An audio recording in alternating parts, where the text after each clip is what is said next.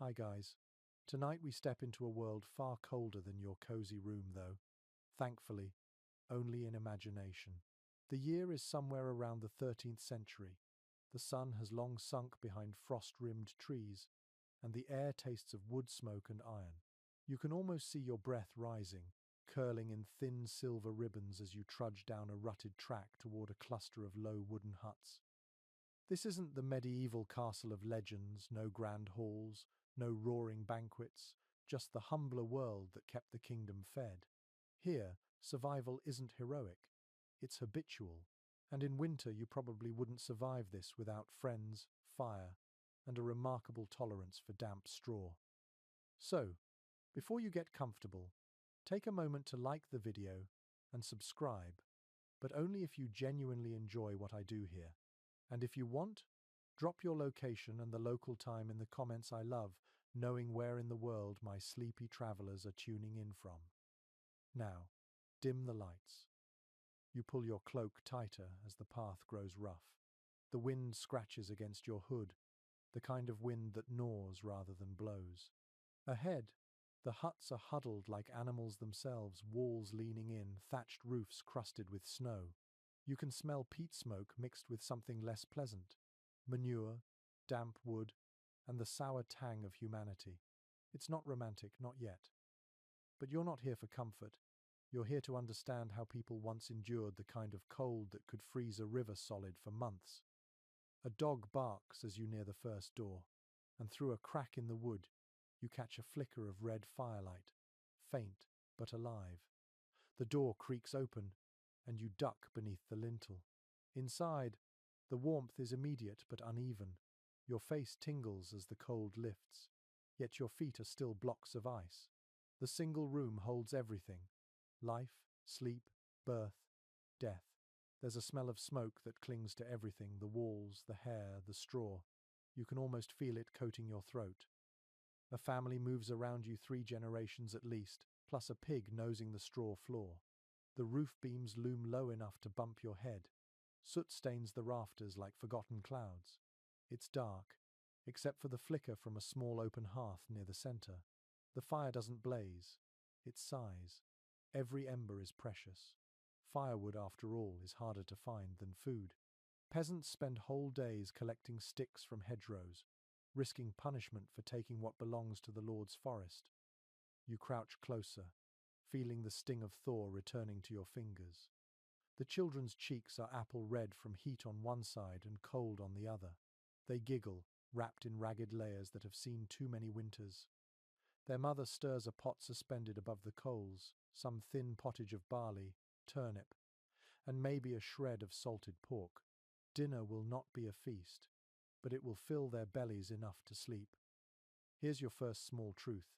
Medieval peasants didn't sleep in beds the way you know them. Their beds were mounds of straw in wooden frames, or sometimes just heaps of hay on the floor.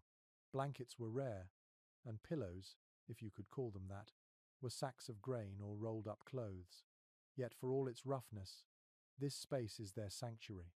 The walls, made of timber and daubed with mud, creak in the wind like tired bones, but they keep the snow out mostly. A curious little historical fact: many huts didn't have chimneys. The smoke from the hearth drifted upward, curling between rafters and escaping through the thatch. It sounds miserable, but that smoke kept insects away, preserved meat hanging from hooks, and even sealed the wood against damp. The family breathes it in all night long, eyes watering, throats raw. Still, they know the difference between discomfort and danger.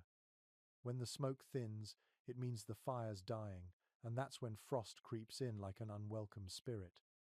You shift to the corner, where bundles of herbs hang from a beam: sage, rosemary, maybe a little wormwood.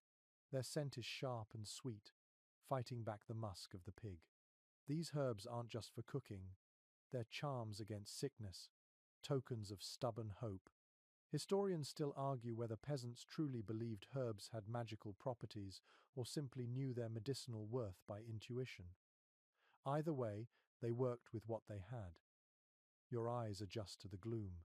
You notice the uneven walls patched with whatever materials came to hand: animal dung, straw, even scraps of cloth. Each repair tells a story of survival. Outside, the wind whips across frozen fields. The sound it makes like a moan or a distant sea seeps through the cracks.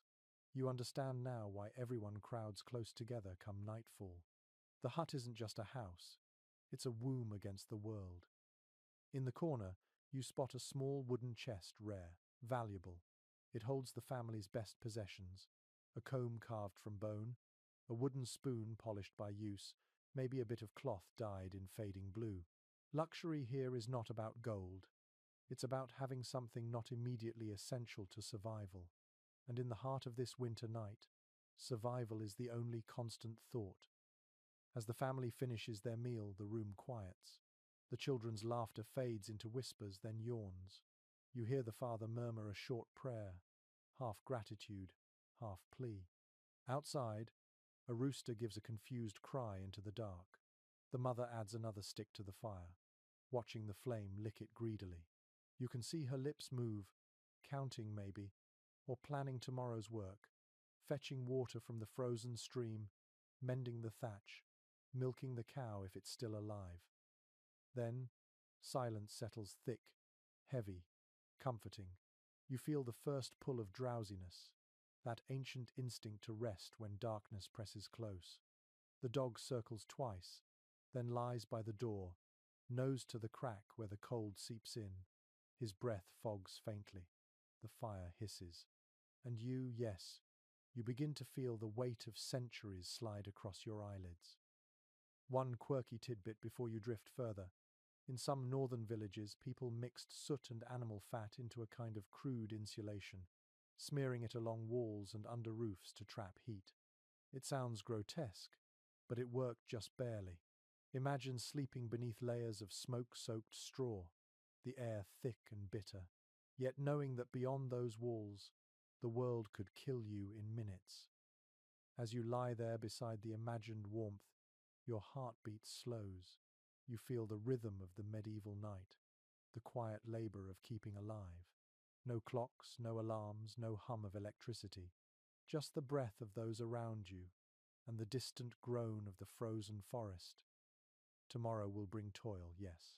But for now, in this smoky, flickering hut, sleep comes like mercy. You can almost hear the soft chorus of snores, the pig's grunt, the wind's lullaby. Somewhere in that darkness, a spark of ember glows tiny, persistent, eternal. You close your eyes, the chill receding. This is where the story begins. The fire sighs lower as the night stretches onward. You feel the walls tighten around you not from fear but from familiarity. The wooden hut is alive in its own quiet way, expanding and contracting with the cold. You sit there, tracing the lines of the rough timber, each one hand-hewn by someone long gone, someone whose calluses were thicker than your winter gloves. The boards aren't uniform. Gaps shimmer faintly where wind threads through, whispering secrets of the frost outside. You can smell the wood's memory, sap long dried, smoke absorbed from hundreds of nights like this one. You shift your gaze across the small space. The hut is one room, but it contains a whole world.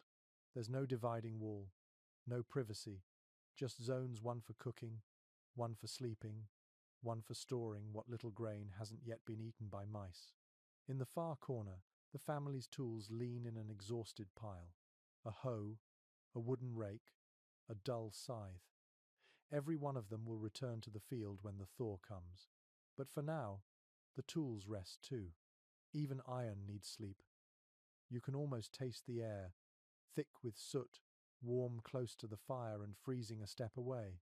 The floor beneath you isn't flat but matted straw over packed earth. That's not laziness, it's practicality. Wooden floors are rare and expensive. Mud floors keep the heat in, even if they steal your socks' dignity. Every winter, families spread fresh straw, not for comfort, but to soak up moisture and filth. When it turns black, they sweep it out and lay another layer. The smell? Earthy, animal, real. A mainstream historical fact drifts to mind. Most peasant huts in medieval Europe had no windows, just a small hole covered with oiled cloth or a wooden shutter. Glass was a luxury far beyond reach. During the coldest months, that hole stayed shut, trapping smoke and heat in equal measure. You'd cough. Your eyes would sting, but the air inside was still warmer than the wind that could flay bare skin in minutes. People learned to live in twilight, seeing by the fire's pulse and the moon's grace. The family around you moves with slow, practiced coordination. The father sits sharpening a knife against a whetstone, the rhythm steady, almost meditative. The mother patches a garment, her needle glinting in the firelight. The children huddle near the pig, giggling at its grunts, pressing tiny hands against its coarse bristles. The animal doesn't seem to mind. Warmth is warmth, whatever shape it takes. There's a simple logic in the design of the hut. It isn't built for beauty but for endurance. The low ceiling traps heat. The thatch above, thick as an arm's length, keeps out snow. The walls, coated with a mix of mud, straw and dung, hold warmth better than bare wood ever could. It's the architecture of necessity. You can almost hear the reasoning echo across centuries. If it keeps the wind out, it's good enough. You walk your gaze along the walls again and spot something odd, a crude symbol carved into the timber near the door. It's a circle with a cross inside. The father catches your glance and shrugs, half smiling. Keeps the night spirits out, he might say if he could speak across time. That's the quirky tidbit of this scene.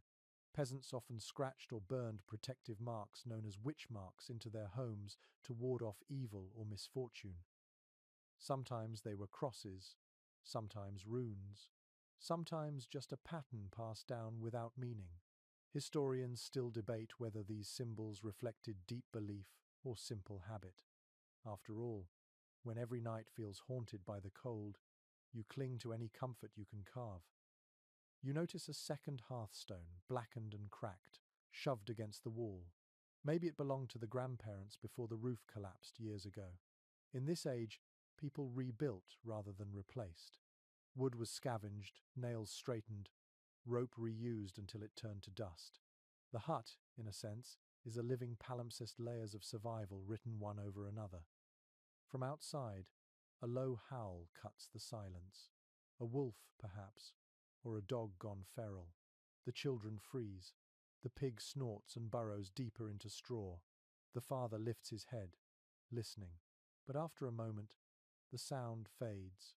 The mother murmurs something, maybe a charm, maybe just comfort, and the rhythm of the night returns. You let your thoughts wander. How many winters has this family endured? 5? 10? The average peasant life is short 30 or 40 years at best.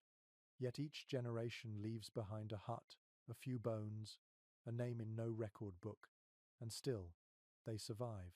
You wonder, almost wistfully, how different they are from you. Both you and they crave warmth, safety, rest. The trappings change, but the longing never does. Your eyes follow a wisp of smoke curling through a crack in the roof. It glows faintly orange in the firelight before fading into darkness. That's the hut's exhale, the smoke rising like a prayer. There's something mesmerizing about its rhythm. Inhale, exhale, the steady breath of shelter itself. You realize that this single room, cramped and crude, holds everything a peasant could want in midwinter. A fire, a family, and a roof that doesn't leak too badly. But comfort is a relative term. You shift closer to the wall, and frost creeps under your cloak from where the mud meets the ground. It's astonishing how thin the line is between inside and outside. A misplaced step, a wider crack, and the cold wins. In some northern regions, families even built sleeping lofts, small platforms under the thatch to catch rising heat.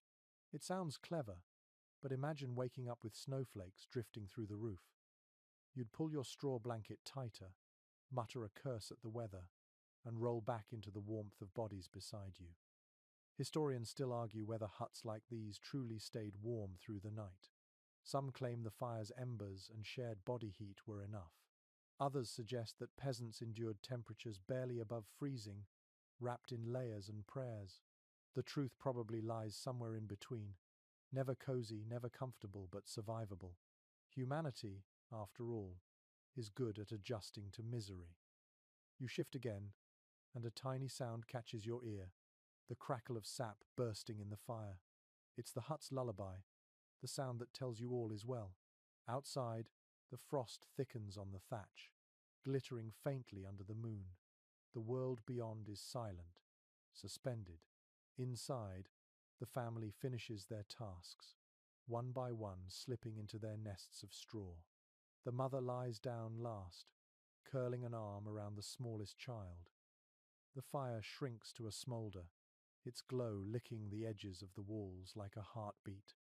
You realize you've been holding your breath, as though not to disturb them.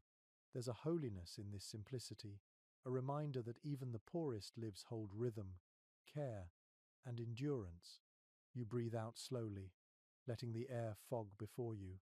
Your eyelids grow heavy. The smell of wood smoke, the faint rustle of straw, the muffled snore of the father, each sound folds into the next until they blur into something close to peace. You're part of the hut now, part of its heartbeat, its sigh, its warmth. The wind outside claws at the roof but can't get in, and for tonight, that's enough. The last embers glow like tired eyes as you stir from a half-dream, realizing you've been lulled by the steady rhythm of crackling wood. The air feels denser, now warm close to the hearth, but sharp and metallic by the door.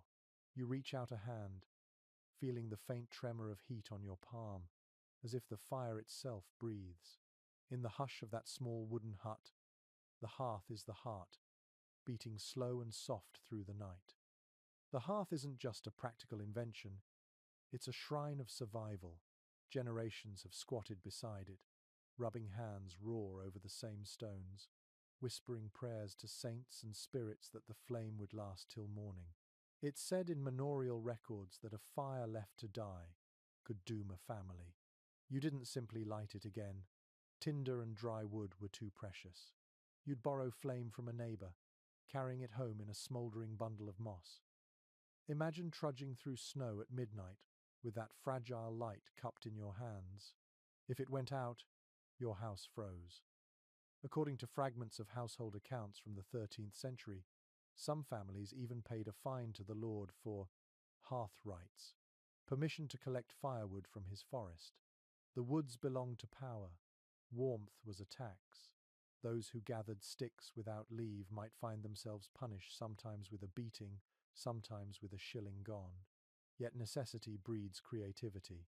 Peasants scoured fields for dried cow dung or broken branches, bundling whatever would burn. It wasn't the scent of comfort, it was the scent of life. Your nose wrinkles at the smoke. It clings to everything, curling like a living thing, staining the rafters black and coating your hair until you smell permanently of campfire. Strangely enough, that scent became a badge of honesty, the smell of labor, not deceit. In the castle's courtly chambers, perfume reigned. Down here, smoke was the perfume of survival. One curious account from a Benedictine chronicle describes villagers tossing bits of salt into the fire to make it cheerful. The salt hissed and spat, sparks dancing like fleeting stars. The monks thought it sinful waste. The villagers thought it magic. Somewhere between the two, the truth smoulders. Even now, as you watch, the sparks seem to leap in rhythm with human hope, the tiniest rebellion against cold inevitability. You lean closer, tracing the shape of the hearthstone. It's cracked, patched with clay, and surrounded by the tools of daily firekeeping. A crooked iron hook, a blackened pot, a ladle whittled from wood. There's something humble and holy about it. The hearth was the axis of the hut where meals cooked, hands warmed, and stories spun. Every gesture circles back to this red core. In a world that offered few certainties, the fire was promise incarnate. We live another night. Some medieval writings hint that families would bank the fire before bed, covering embers with ash so it smouldered until dawn. In the morning, they'd stir it gently, coaxing life from what looked like death.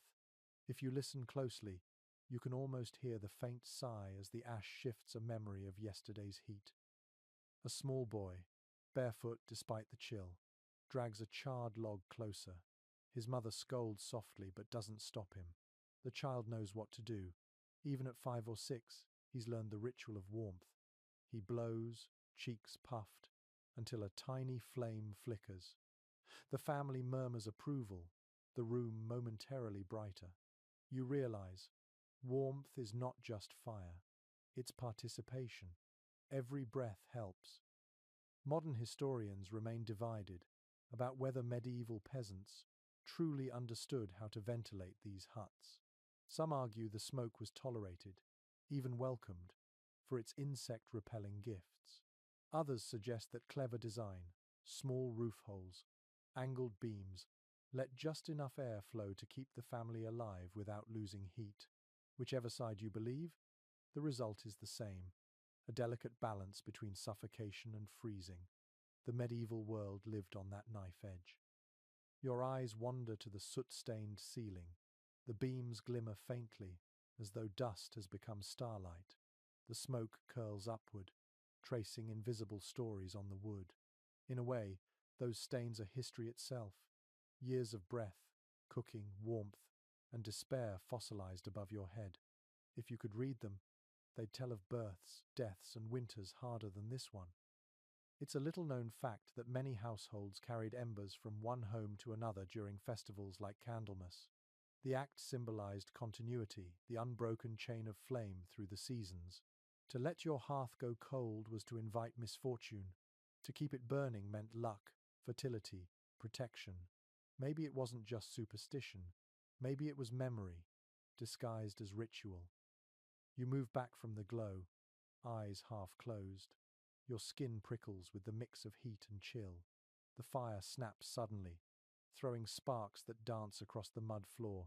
For an instant, the whole hut flashes into color. The copper of the mother's hair, the dull red of the father's tunic, the faint blue thread mended into a blanket. Then the light sinks again, settling into that familiar half-dark where time slows. Beyond the door, the wind hums a long, mournful note. Inside, the fire answers with a sigh. You realize that this conversation, the hush, the crackle, the slow breath of flame has been going on for centuries. You're merely eavesdropping.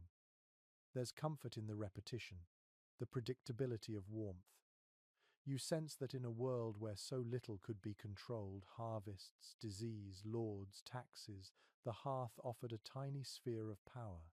You could tend it, shape it, guard it, lose everything else, but if the fire still burned, the story continued. A final spark leaps, hisses, and dies. The smell lingers, soft and sweet now, like the end of a candle. You stretch your legs, the straw rustling beneath you, and feel that slow, heavy pull of drowsiness once more. The hut breathes with you, its rhythm syncing with your own. Outside, frost grips the world, unrelenting. Inside, you glow. And as you drift towards sleep, you realize something profound. In every age, warmth is not a luxury, it's a kind of faith. The night deepens, and the world beyond the hut hardens into silence. You stir slightly, your cheek pressed against something rough and faintly warm. Straw broken, uneven, alive with the scent of earth and hay. Beneath it, you can feel the hardness of the floor, packed soil molded by countless bodies turning through countless nights. This, you realize, is the medieval bed. No velvet, no feather, no fluff, only what the land provides. You shift, listening to the faint crunch beneath you. The straw rustles like whispering voices, and your fingers find a coarse thread of cloth, a sheet of sorts, though calling it that feels generous. It's burlap or homespun linen, rough enough to scrub skin raw. Still, it keeps the chaff from sticking. These are the layers between a human body and the earth itself, a thin treaty against the cold. From surviving wills and household inventories, we know that straw mattresses called ticks were common among peasants. Each season, families stuffed them anew with hay, rushes, or dry leaves. When spring came, they burned the old filling to chase away fleas. You imagine the brief relief of that ritual, the scent of smoke cleansing more than just the air. A curious note from a 15th century French manor record mentions that villagers occasionally mixed dried mint or lavender into their bedding, not for luxury, simply to mask the smell. Those herbs, brittle and fragrant, gave the illusion of cleanliness in a world where washing linen in winter was near impossible. You picture it, the faint ghost of summer hidden under every sleeper's head. Your body grows heavy, yet your mind stays alert. You trace how each layer of cloth and straw acts as armor against frost. Above you, a blanket more a patchwork of rags than anything resembling comfort rests over your shoulders. Wool, coarse and uneven, pricks your skin. The warmth it offers is uneven too, hot at your chest, cold at your feet. But warmth isn't measured here in degrees, it's measured in how much of you stops shivering. Archaeological digs have unearthed fragments of such woolen textiles, stiff with lanolin and soot. They tell of spinning wheels humming in smoky corners, women twisting thread from sheep's fleece, men trading surplus wool for salt or ale. Every fiber you feel beneath your hand carries the story of labor and survival. There's a surprising trick to peasant comfort proximity. The family doesn't sleep apart, but pressed together, a jumble of limbs and breathing. The warmth of another body is as essential as the blanket. You might think it claustrophobic, but here, intimacy is insulation. The pig at the foot of the straw pile adds its own steady heat, snorting softly, unaware that it's as vital as the hearth itself. Some folklore suggests that villagers believed animals shared not just warmth, but protective energy during the night. A cow's steady breathing could ward off evil. A dog's body heat signaled luck. Whether you believe in superstition or thermodynamics, the effect is the same. No one sleeps alone if they can help it. Not every sound is peaceful, though. The night is filled with small irritations. The squeak of a mouse behind the chest, the twitch of straw against bare feet, the damp sigh of the thatch dripping slightly from melted frost. You turn, searching for a comfortable spot, and realize there is no such thing, only positions of slightly less discomfort. And yet, sleep finds you anyway. One parchment from an abbey ledger records that peasants occasionally placed a plank of wood or an upturned crate at the head of the straw bed as a pillow.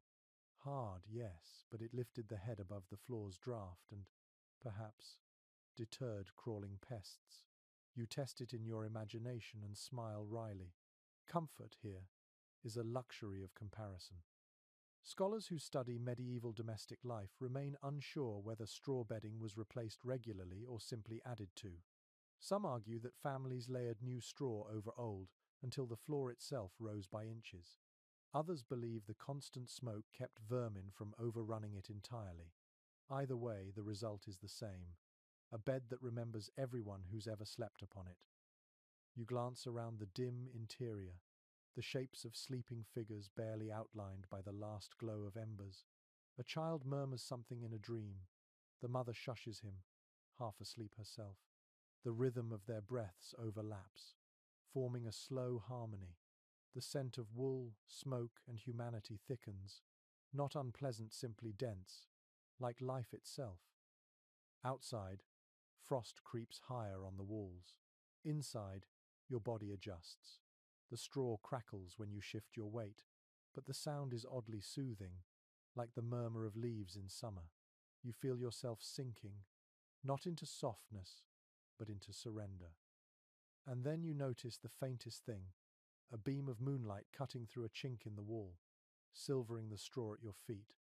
It's cold light, indifferent, yet it touches you gently, a reminder that the world beyond this hut still exists. Somewhere out there, snow stretches across fields, the village sleeps, and wolves pace at the edge of the wood. But in here, wrapped in rough cloth and shared warmth, you're untouchable. It's humbling, really.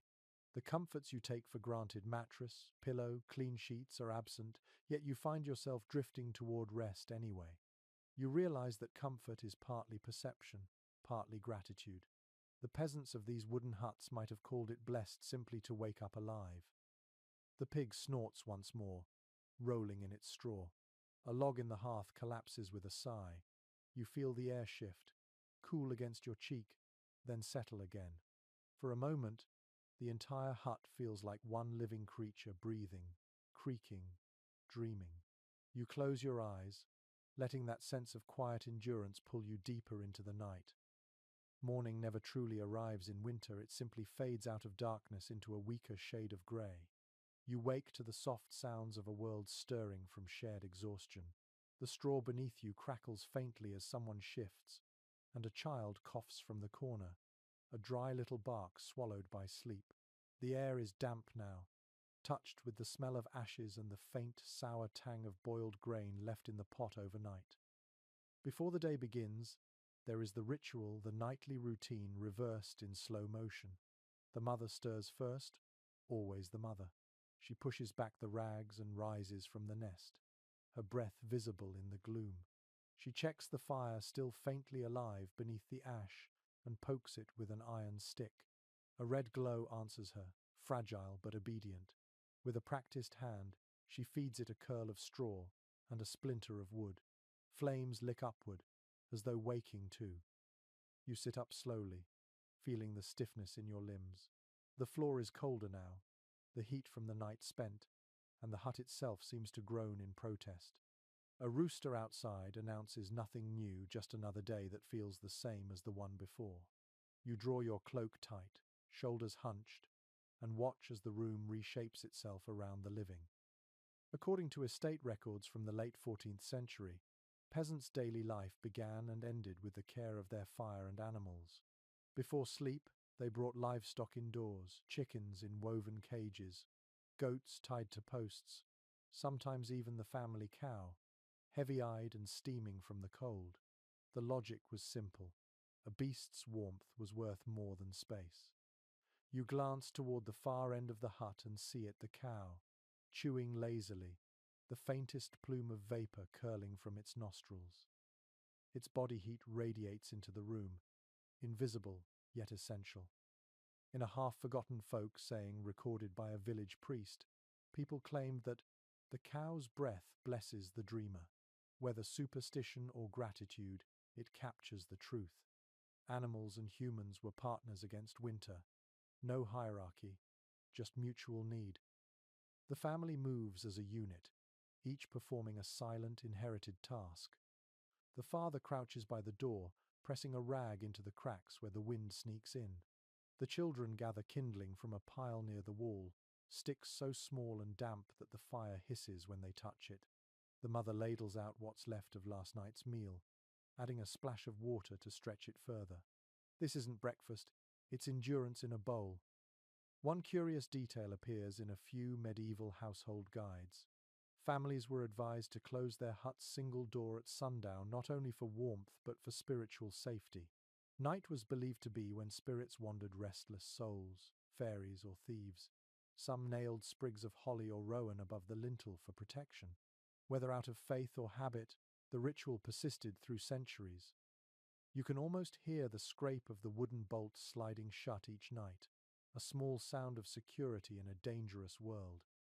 Today, as they prepare for sleep once more, the same steps unfold in reverse. The chores of the day are done, the sky already bruising towards twilight, and the cold thickens again. The family gathers near the hearth, conversation soft, movement slower. The father sprinkles a few drops of ale on the floor, a gesture both practical and sacred, keeping dust down, offering thanks to whatever power still listens. From the hut next door comes a low laugh, carried faintly through the walls. Community doesn't sleep far away. Even privacy here has texture. You can feel your neighbor's presence like warmth radiating through the air. It's oddly comforting, knowing that others breathe, struggle, and rest beside you, each hut a heartbeat in the same frozen organism of the village. It's believed, from fragments of parish records, that peasants often shared lullabies while preparing for bed, half prayer, half song. The words varied from region to region, but the tone was universal, steady, repetitive, designed to quiet the mind. You imagine the mother humming now, voice low and rough from smoke, carrying an ancient melody that smooths the day's edges. The children's eyes droop, their bodies leaning unconsciously toward her warmth. There's something ceremonial about how they prepare to rest. The door is checked again. The embers are covered with ash, preserving them till morning. The family crosses themselves, murmuring words that blend Latin and local dialect to spell against hunger, against night. Sleep isn't leisure, it's an act of faith. Researchers studying medieval daily rhythms often note how the darkness defined existence. In summer, people might work till the stars appeared. But in winter, nights stretched unbearably long, forcing families to adjust their bodies to its rule. Sleep came early, broke in the middle for quiet conversation, then returned before dawn. You'll feel that rhythm later, the pause between first and second sleep, a strange intermission of thought in the deep night. The hut, now sealed, becomes a cocoon. You can hear the faint settling of wood, the sigh of the wind finding no entry. The fire's glow flickers over faces, softening them into something timeless. The father mutters a last word about tomorrow's chores, but it fades into drowsiness. The mother tucks a scrap of cloth around the youngest's shoulders, then lies down herself. In that silence you understand the rhythm of a peasant night. Not stillness, but surrender. Everything is pared down to the essentials: heat, breath, hope. You feel your own breathing slow to match theirs. Outside, frost scrawls delicate patterns across the doorframe.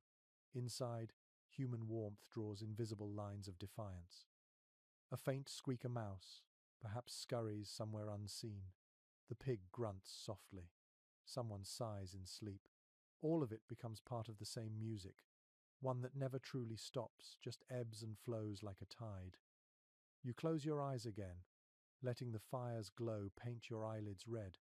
You think of all the nights like this across centuries, the same huts, the same rituals, the same fragile warmth. What holds them together isn't just habit, but tenderness disguised as necessity. The mother's voice, barely audible, hums a final note.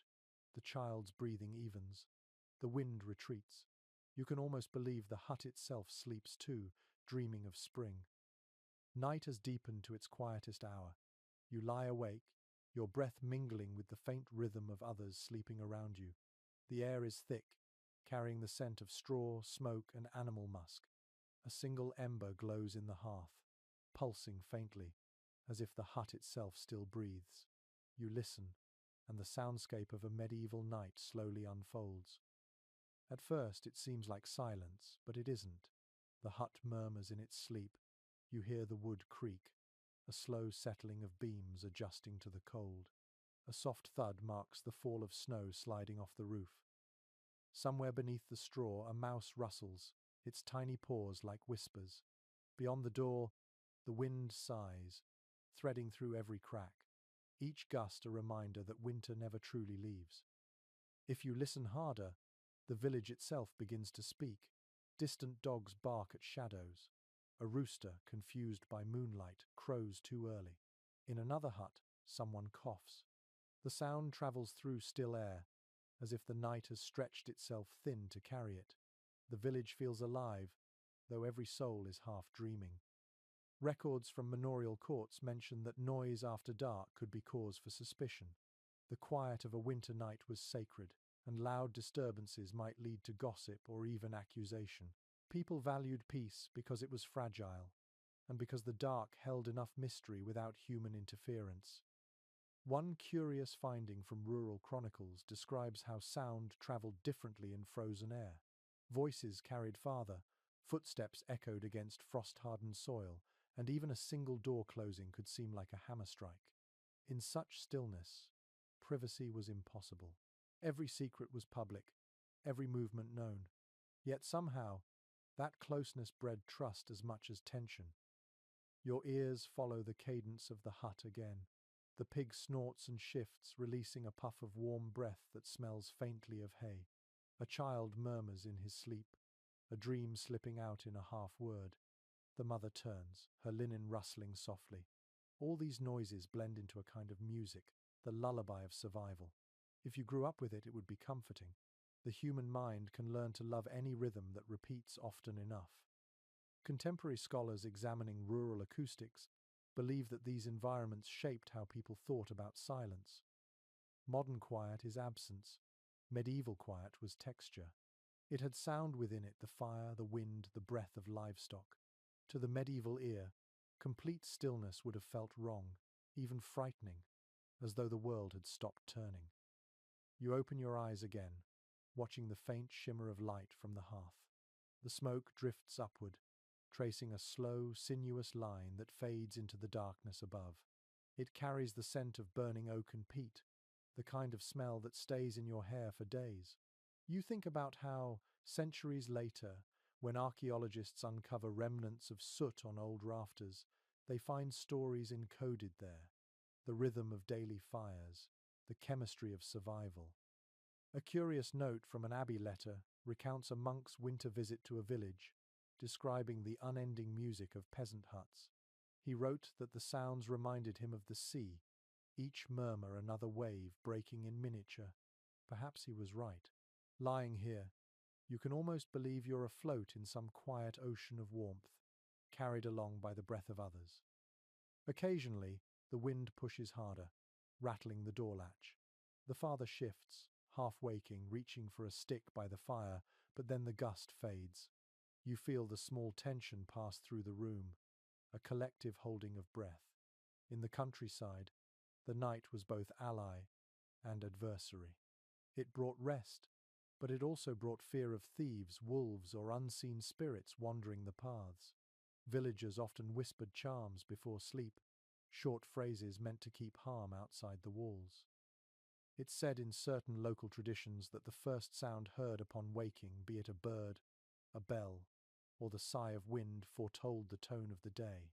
The medieval world was woven from such quiet omens.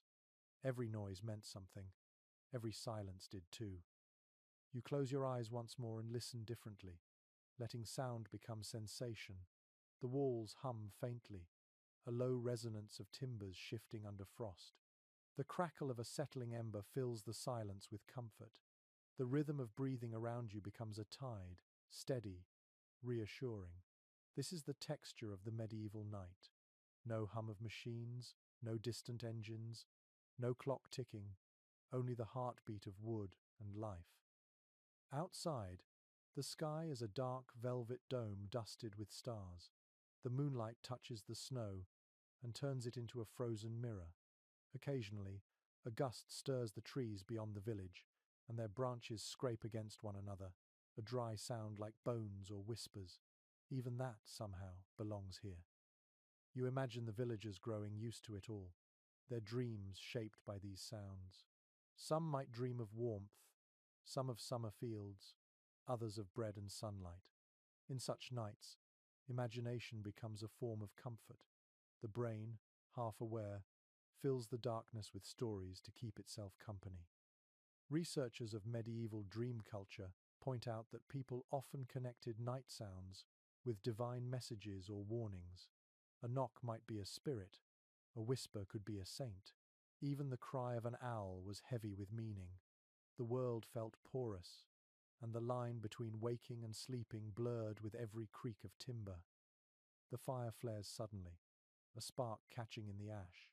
You watch it rise, small but defiant, and for a moment the hut glows amber again. Faces appear in that light, the father's furrowed brow, the mother's calm profile, the children curled together like kittens. The pig twitches an ear.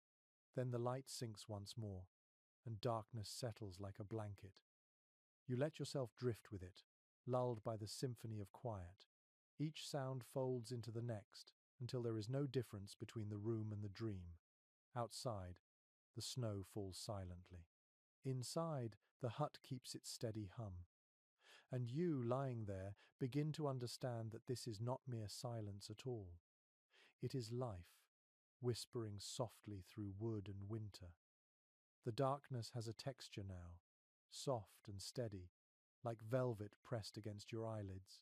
You are half asleep, hovering in that curious space between dream and waking. The fire still breathes faintly, a small orange glow beneath its blanket of ash. Around you, the family lies quiet, lost in their private worlds of sleep. The wind outside moans low through the frozen fields, and for a moment you could believe the entire world is dreaming with you. Dreams in the medieval night were not private matters. They were messages, warnings, or sometimes punishments. People spoke of them in the morning as if they had been shared visions, pieces of another realm slipping into this one. The line between sleep and faith blurred easily. You can almost hear the murmurs that might have followed breakfast. A neighbour saw the Virgin in her sleep. Another dreamt of wolves circling the churchyard. Someone else woke certain that a distant cousin had died. According to preserved sermon notes from the 12th century, priests often warned against trusting dreams too much. They might be divine, but they might also be demonic, tricks of hunger or cold. Imagine the confusion of a peasant whose dream felt more real than the waking world. Was it prophecy or folly? The church said one thing, the hearth another. In the close air of this hut, dreams carry the scent of smoke and straw. You close your eyes, and the shapes behind your eyelids flicker like the embers in the hearth. You see images that are not yours. A frozen river, a loaf of bread that never ends, a summer field where wheat bends without breaking. Perhaps they belong to the people beside you, fragments of their longing passing through the thin fabric of sleep. A curious note from a collection of English folk tales tells of a woman who claimed her dreams changed with the direction she slept. Facing east brought holy visions, facing west brought nightmares. The logic is poetic rather than scientific, but you can imagine her adjusting her position every night, seeking comfort in geography more than reason. You turn slightly on the straw, the sound muffled but distinct. The air tastes different now, warmer near the ground, colder near the roof. The fire's faint smoke moves slowly, curling through the dark. Somewhere in the corner, the cow exhales a heavy sigh. The smell of hay mixes with the lingering scent of boiled grain, and together they form an oddly soothing perfume of survival. Medieval people often believed that dreams were influenced by what you ate before bed. Heavy food led to troubled sleep. Pious meals brought peace. In one monk's chronicle, he blames his nightmare of serpents coiling in the rafters on a supper of onions and cheese. You smile at the thought, though your stomach tightens in sympathy.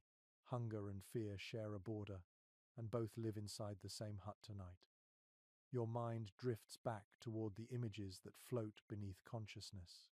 You feel a soft pull, as though the dark itself is trying to speak. Perhaps this is what medieval peasants felt every night. Not loneliness, but connection. A thin thread tying the living to something vast and unseen. The dream is a conversation, not an escape. Researchers who study sleep patterns in pre-industrial societies suggest that the stillness of such nights deepened the quality of dreaming. Without artificial light, without interruption, the human brain wandered further, inventing landscapes rich with sound and sensation. In a way, each dream became a private journey through a world shaped by firelight and frost. The child beside you shifts suddenly, murmuring something you cannot catch. His hand twitches, brushing against the straw.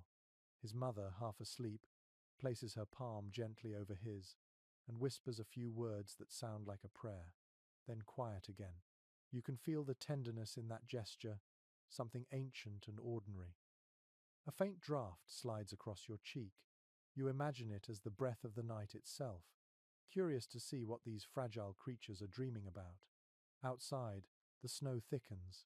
The stars are hidden. The village is sealed in silence, yet inside every hut, minds are alive, weaving visions from hunger and hope. There is one recorded debate among early scholars about whether dreams came from within or without. Some said they rose from the humours of the body, bubbling from the stomach or the blood. Others insisted they descended from God, messages written in light. Both ideas sound poetic now, yet both capture something true. The body and the divine meet in the same place, the moment before waking. You feel your own thoughts fading into that deep place where imagination replaces awareness. The boundaries of the hut dissolve, and you drift through the same world these peasants might have known in their sleep. You walk through snowfields that glow blue under the moon. You hear distant bells ringing, though no church stands nearby. In the distance, a river glitters like glass, and somewhere, a fire still burns. When you open your eyes again, nothing has changed, yet everything feels softer. The air is thicker, the darkness warmer. Around you, the sleepers breathe in perfect rhythm. The dreams have done their work. The night, though still cold, feels gentler, as if it too has exhaled. You stretch your legs, careful not to disturb anyone. The straw whispers in reply. Your body aches, but there is comfort in it, the kind born from shared experience. You lie back, the faint warmth of the hearth touching your face, and let your mind wander once more. Sleep in the medieval hut is not just rest, it is communion. Every sigh, every murmur, every flicker of flame is part of a larger pulse that connects human beings across centuries. You listen to it now, the hum beneath history, and you begin to drift again. The night lingers, heavy and slow, until you forget where it began. The fire has almost died, leaving a faint orange blush across the walls. The air is cool again, but not unbearable. Around you the family lies close, their forms tangled in sleep. A soft snore rises and falls like waves, while the cow shifts her weight and lets out a long, contented breath. The rhythm of shared slumber is hypnotic, the sound of exhaustion turned to peace. You lie still and notice how the family shares their bed. There is no clear line dividing one sleeper from another, only a cluster of warmth bound by necessity. The father and mother sleep nearest the fire. The children press between them, small bodies curled like commas in a sentence that never ends. At the far edge, the grandmother lies wrapped in a thin blanket, her breathing steady, her presence a quiet anchor. Contemporary accounts from manor rolls and household records suggest that many rural families slept this way, all in one bed, or at least on one shared pile of straw. Beds, when they existed, were not private objects but communal ones. The idea of sleeping alone would have seemed not luxurious but absurd. To share warmth was to share life itself. In one traveller's journal from the late 14th century, a visiting friar described arriving at a peasant cottage and being offered a place in the family bed. He wrote that it was both an act of hospitality and survival. The hut was too small for modesty. Everyone simply turned toward the fire, closed their eyes, and trusted in sleep. You can feel that trust now, the intimacy of proximity that modern times have forgotten. Skin touches skin. The faint smell of sweat, smoke, and wool merges into something human and comforting. If someone stirs, the movement ripples through the group like a shared heartbeat. A curious observation recorded by folklorists centuries later noted that families often developed their own silent routines for sleeping together. Each person had a place, an angle, a way to tuck limbs so that no one froze. Even the smallest child learned instinctively how to fit within the family's pattern. It was choreography born from repetition, passed down without a word. As you lie there, you realize how profoundly this arrangement shaped their lives. Secrets were rare. Privacy existed only in thought, not in space. Every sound, every sigh, every restless turn was witnessed. Perhaps that made the bonds tighter, or perhaps it made silence more precious. Archaeological evidence from preserved peasant dwellings shows the remains of large wooden frames filled with straw, sometimes wide enough to hold 5 or 6 people. These were not beds in the modern sense, but platforms of sleep, built for endurance. You can picture one now. Rough-hewn planks creaking softly under the weight of a family that knows each other's warmth better than their own reflection. The grandmother stirs and mutters something that sounds like a prayer. Her hand moves to touch the child beside her, and he sighs softly, drifting deeper into his dream. You notice how the entire group unconsciously adjusts to make room. It is like watching a flock of birds shift formation mid-flight, graceful and wordless. There are written fragments from a court record describing disputes about shared bedding when strangers visited. A merchant passing through might rent half a straw mattress for the night, sharing space with a local family. It was considered normal, even virtuous, to offer warmth to travelers. The phrase, "share the bed and bread," was used to describe charity itself. You wonder what stories and conversations unfolded in such close quarters, how laughter or grief might ripple through the dark like sparks from a fire. Scholars still debate whether this practice fostered greater unity or quietly bred resentment. Some point to the strength of community ties in rural villages, others to the whispered rivalries that lingered between neighbors forced to share space. Whatever the truth, this intimacy shaped both comfort and conflict, stitching lives together in ways that can hardly be imagined now. You shift slightly, feeling the straw tickle your skin. The warmth of nearby bodies seeps through the rough layers of fabric, spreading slowly until your toes no longer ache. For the first time, the cold feels distant, like a memory fading into mist. It is impossible not to feel grateful for the closeness, even as you long for a breath of cool air. Outside, the wind picks up again, tapping at the wooden planks like a beggar seeking entry. The pig snorts softly, unimpressed. No one moves. Inside, the rhythm of breathing continues, layered and steady. The hut itself seems to hum with it. You feel your mind drift between waking and sleep once more, caught in the shared warmth that has sustained generations. It is a little-known fact that the phrase "to hit the hay" may trace faintly back to this world. Peasants quite literally struck or fluffed the straw before lying down, shaking out the damp and chasing away vermin. The sound of its soft thuds and rustles was the medieval equivalent of a bedtime routine. You can almost hear it now, gentle percussion against the floor, as families prepared for another night of endurance. You open your eyes briefly and find the room painted in pale silver from the moonlight that sneaks through a gap in the thatch. Faces glow faintly, serene and unguarded. The grandmother's hand rests over the child's arm. The father's brow is furrowed, even in sleep, perhaps dreaming of tomorrow's labor. The mother's lips move slightly, whispering something only her dreams can hear. You exhale, long and slow, and the straw shifts beneath you. Every sound is amplified by closeness. Every breath carries its own rhythm, its own fragile life. This is not luxury, not comfort as you know it, but there is an undeniable peace in it. You realize now that to sleep in such a place is to surrender to connection, to trust that warmth shared is warmth multiplied. The night stretches onward, timeless, the hut small but infinite in its purpose. As you close your eyes again, you no longer feel like an observer. You are one of them, sleeping shoulder to shoulder in the dark, held together by breath, by heat, by hope. When you wake again, the air tastes faintly of ashes and wool. The fire has sunk into a bed of quiet embers, glowing just enough to paint the walls with a dull red shimmer. The hut is still, though outside you can hear the slow groan of wind scraping across the frozen fields. Your breath fogs as you exhale, but the chill does not bite quite as hard. The warmth of the night still lingers in the straw, in the soft murmur of sleeping bodies. You shift slightly and pull the rough blanket closer to your chin. The fabric is thick but coarse, spun from wool that has never known gentleness. It scratches. It smells faintly of lanolin, but it holds the heat like a promise. The peasant world depends on such small miracles.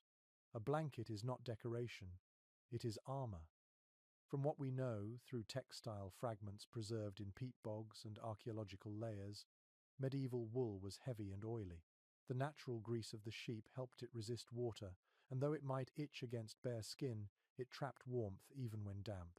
This, you realize, is the reason why peasants survived winters that would have frozen a careless traveler in a single night. The mother rises quietly, her feet whispering through the straw. She checks the edges of the door, running a hand over the gaps she stuffed with cloth the night before. Then she kneels by the hearth, cupping a handful of ash and blowing gently until a tiny spark blooms. A glow catches, faint but steady. She feeds it a scrap of kindling and waits, patient as stone, until the first blue flames appear. Some written household accounts from northern villages note that every family guarded their fire as fiercely as their food. A cold hearth was a shameful sight, a mark of neglect. To let your fire die was to invite gossip, and perhaps even suspicion. Fire meant diligence, care, and continuity. A family's hearth, like its name, had to be kept alive. The mother reaches for a pot of water, the surface rimed with a thin film of ice. She sets it near the flames, watching the frost melt into droplets. The smell of damp wool fills the air as the warmth returns. She adds a pinch of salt and a handful of grain from a small cloth bag, stirring slowly. It is not a feast, only a thin porridge, but in this frozen world it is salvation in a bowl. Near her the father stirs, rubbing his eyes. His first gesture is not to eat, but to thank the fire. You can almost hear the small words leave his lips, half prayer, half habit. Gratitude is not ceremony here, it is survival. The children wake next, stretching and yawning. The youngest wraps himself tighter in the blanket before the mother tugs it gently away. Textiles in this time were precious beyond measure. Spinning, weaving, and dyeing were tasks that consumed countless hours of labor. It is easy to forget that every thread in this room represents a life's work. Flax spun by hand, wool combed and twisted, linen beaten smooth on a river stone. Even the roughest peasant owned fewer garments in a lifetime than you might own in a year. To sleep under woven fabric was to rest beneath the weight of effort itself. In some village, customs recorded centuries later, people blessed their blankets at midwinter, sprinkling them with holy water or crossing them with a sprig of rosemary. They believed it kept illness away, though the scent of herbs probably did more to disguise the smell of smoke than to banish spirits. Yet it shows how deeply intertwined warmth and faith were, each reinforcing the other. The grandmother shifts, her frail voice cracking softly as she murmurs a line from a hymn. The sound is quiet but firm, a rhythm learned long ago. She runs her fingers over the blanket that covers her, touching each patched seam as if counting blessings. Her hands, worn and cracked, are the same color as the wool. Researchers of medieval domestic life sometimes debate how peasants repaired their bedding, since fabric was expensive and rarely discarded. Some argue that patches were layered until the original cloth disappeared beneath the repairs. Others think blankets were shared among families, passed down through generations until they became relics of warmth. Either way, these rough coverings outlasted the people who made them. You lie back again, letting the sounds of morning fill the small space. The water in the pot begins to bubble.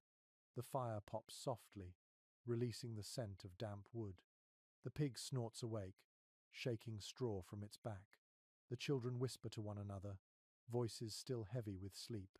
Outside, a distant church bell tolls through the cold, slow and deliberate. The mother ladles the thin porridge into small wooden bowls. The family eats together, sitting on the floor, shoulders touching.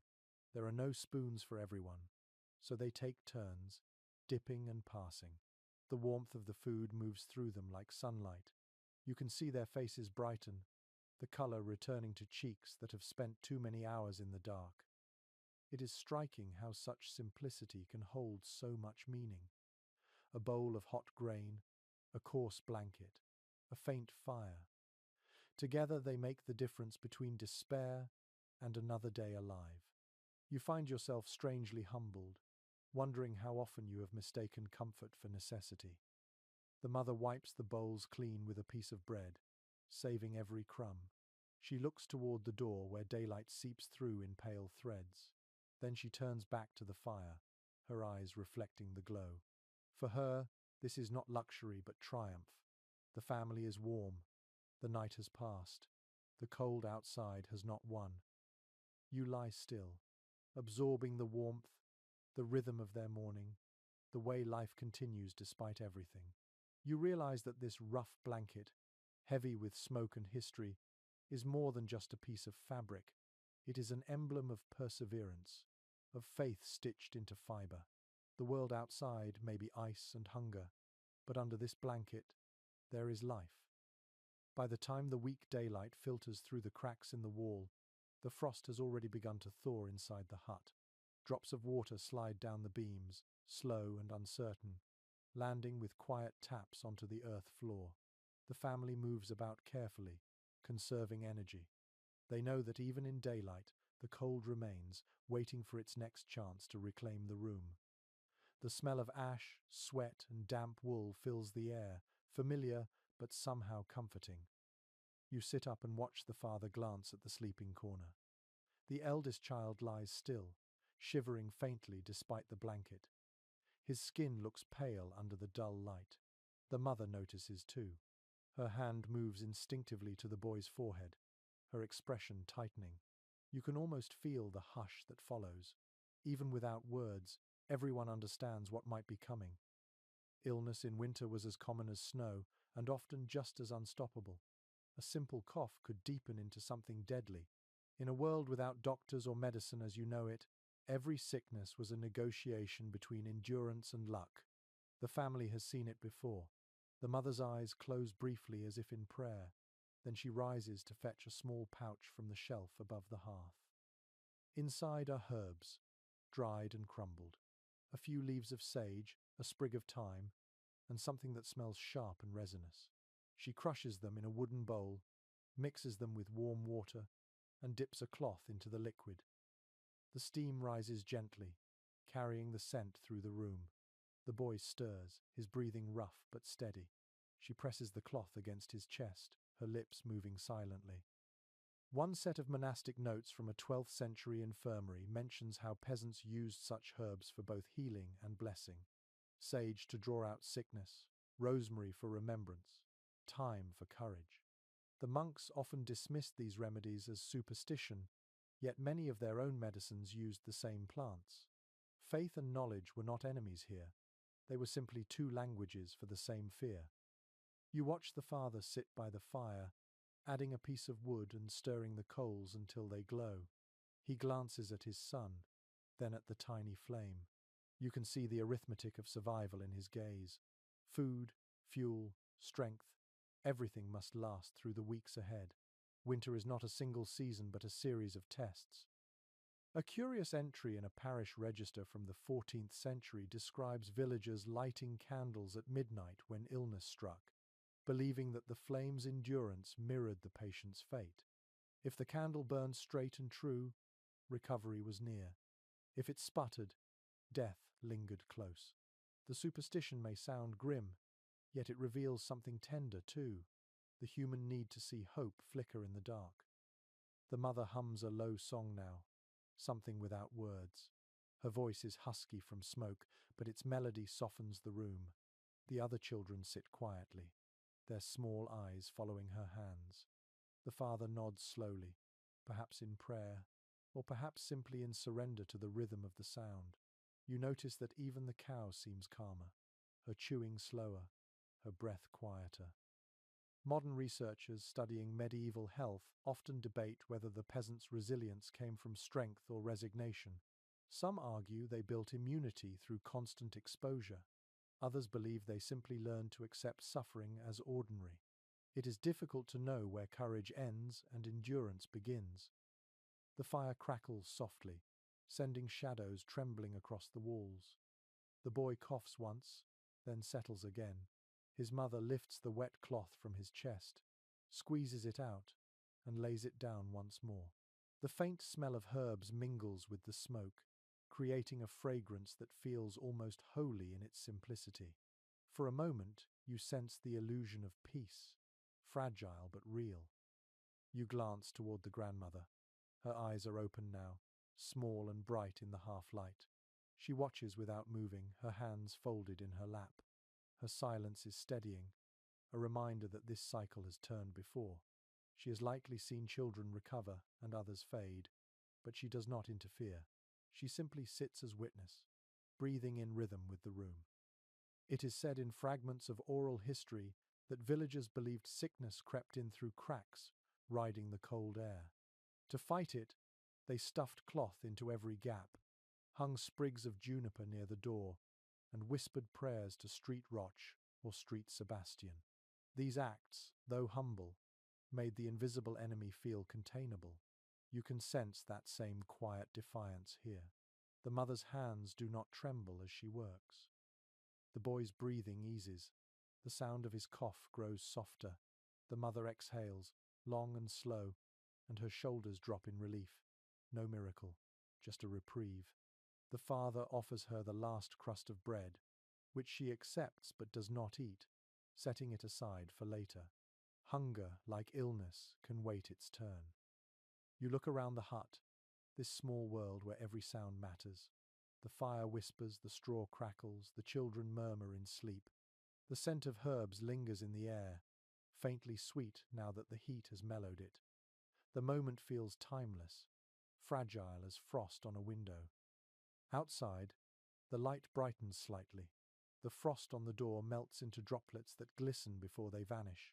The mother leans back and closes her eyes, her hand still resting lightly on her child's chest. The father stares into the fire, lost in thought. The grandmother begins to hum quietly, a different tune this time, one that sounds like a prayer disguised as a lullaby. You sit there, feeling the rhythm of their breaths, and realize how much meaning lives in such small gestures. Healing is not only herbs and prayers, it is persistence, attention, love measured in silence. These are the medicines that never run out. As the fire grows stronger, the air warms again. The cold has retreated, though only for a while. The family will face it again tomorrow and the next night after that. But for now, they have warmth. They have one another, and the child sleeps. You let your eyes close, listening to the faint crackle of the flames and the sigh of the wind outside. The danger has passed for this night, though winter still waits beyond the door. Yet here, within these wooden walls, life continues, quietly and bravely, as it always has. The air inside the hut has softened again. The sick child breathes steadily now, a faint snore breaking through the hush. The family has returned to their fragile rhythm, that shared pattern of waking, tending, and sleeping. You shift slightly on the straw, feeling the warmth of bodies close by. It is impossible to ignore the nearness of others. In this world, intimacy is not a choice, but a condition of survival. As the night stretches on, you find yourself thinking about what it means to share sleep, not just space. The father and mother lie side by side, the children nestled against them, the grandmother nearby, her face turned toward the wall. Every breath mingles. Every movement ripples through the group. Here, love and fatigue intertwine until they are indistinguishable. It is recorded in several medieval household guides that a husband and wife often slept surrounded by their children or servants. The notion of privacy simply did not exist as it does now. A family's bed was a public arena of life. Rest, talk, nursing, even childbirth all unfolded in the same corner of the same room. To modern eyes, it might seem suffocating, yet for them, it was comfort. You watch the mother roll onto her side, her hand finding the father's without a word. Their touch is small, but it lingers. Even in exhaustion, there is tenderness. They do not speak. Their breathing aligns. Love here is quiet, expressed through the steady act of endurance. One rare letter written by a parish priest in the early 15th century complains that the peasants lie all together in one heap like beasts, knowing not shame. The tone is judgmental, but it reveals something deeper, the discomfort of outsiders confronting a kind of intimacy that defied hierarchy. The peasants did not separate themselves by rank or age when the cold arrived. Everyone shared the same warmth. It is a little-known observation from later travelogues that even guests could find themselves part of the shared bed. If a traveler arrived after sunset, it was expected that the host would offer space near the fire, no matter how small the hut. Hospitality meant more than food. It meant body heat.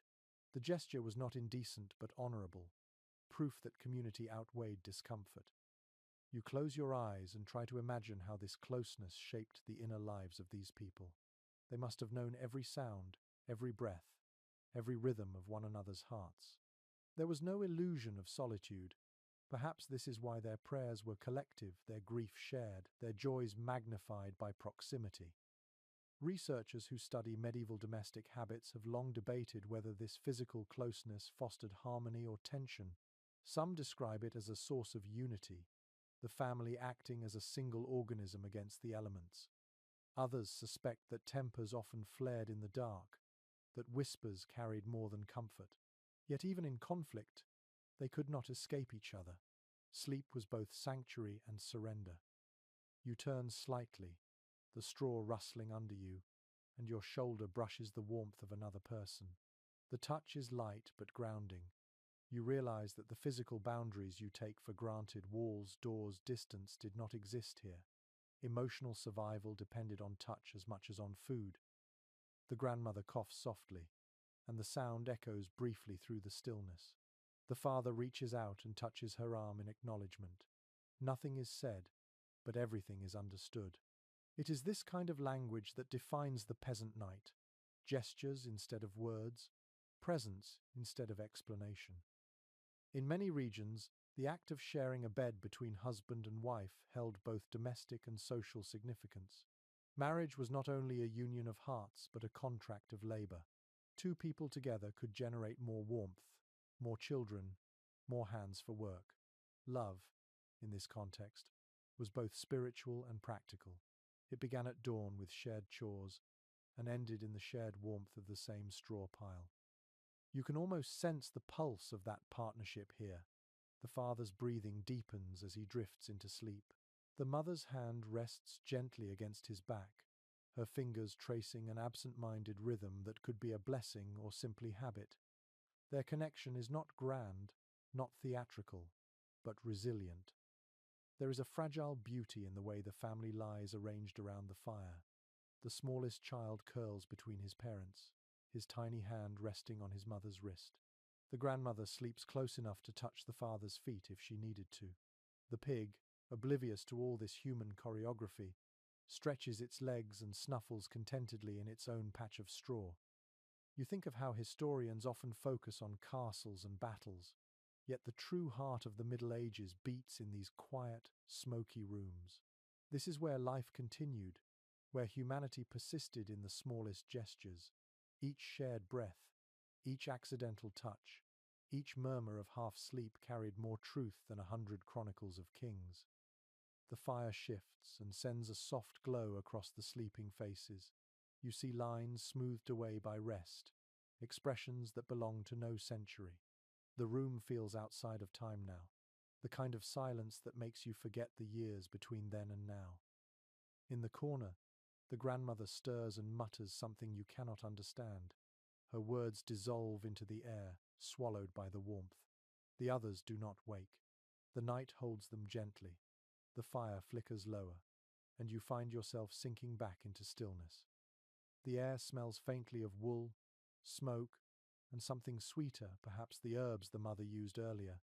It is the scent of care, of effort, of love that exists not in declarations but in endurance. You realize that the real story of the medieval bed is not discomfort or poverty. It is togetherness, imperfect but absolute. You close your eyes once more, the straw soft beneath your head, the warmth steady against your back. Outside, frost grips the world again. But here, in this crowded little hut, humanity holds.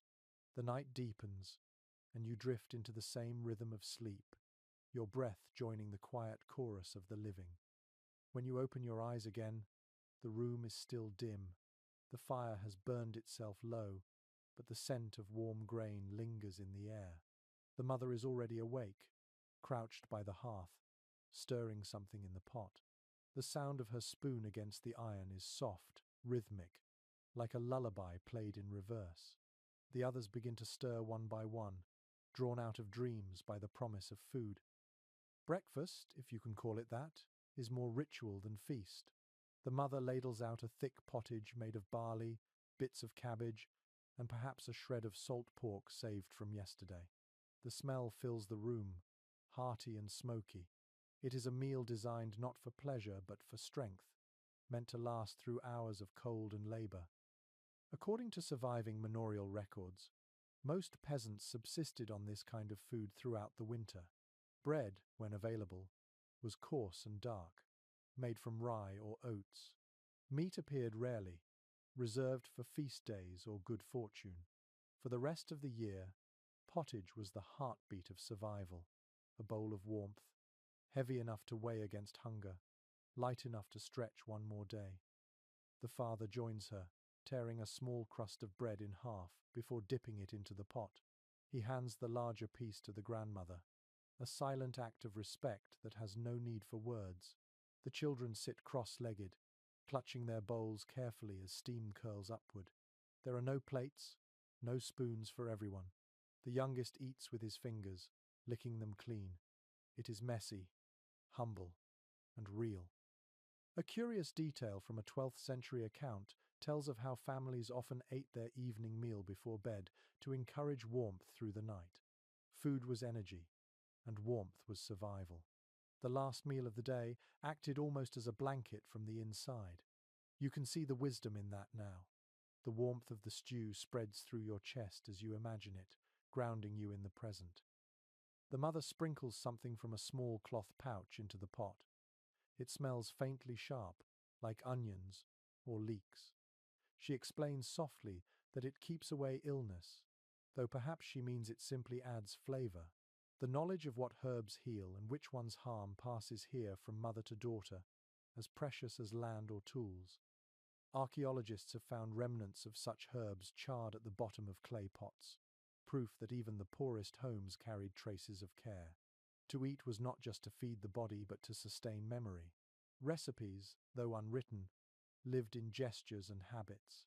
You imagine how each movement of her hand echoes centuries of women before her, stirring the same mixture in the same dim light. The father leans back after finishing his portion, his face softening with satisfaction. He sighs quietly, the sound almost reverent. You can sense that in this hut, a full stomach is a form of grace. The children chatter softly, comparing who got more grain in their bowl. Their laughter is a fragile kind of music that cuts through the cold. Scholars studying peasant nutrition often debate whether these meals provided enough to truly sustain life through hard winters. Some argue that the steady diet of grains and vegetables offered more balance than one might assume. Others claim it was barely sufficient, leaving bodies thin and fragile. The truth probably lies somewhere in between. Not abundance, but enough.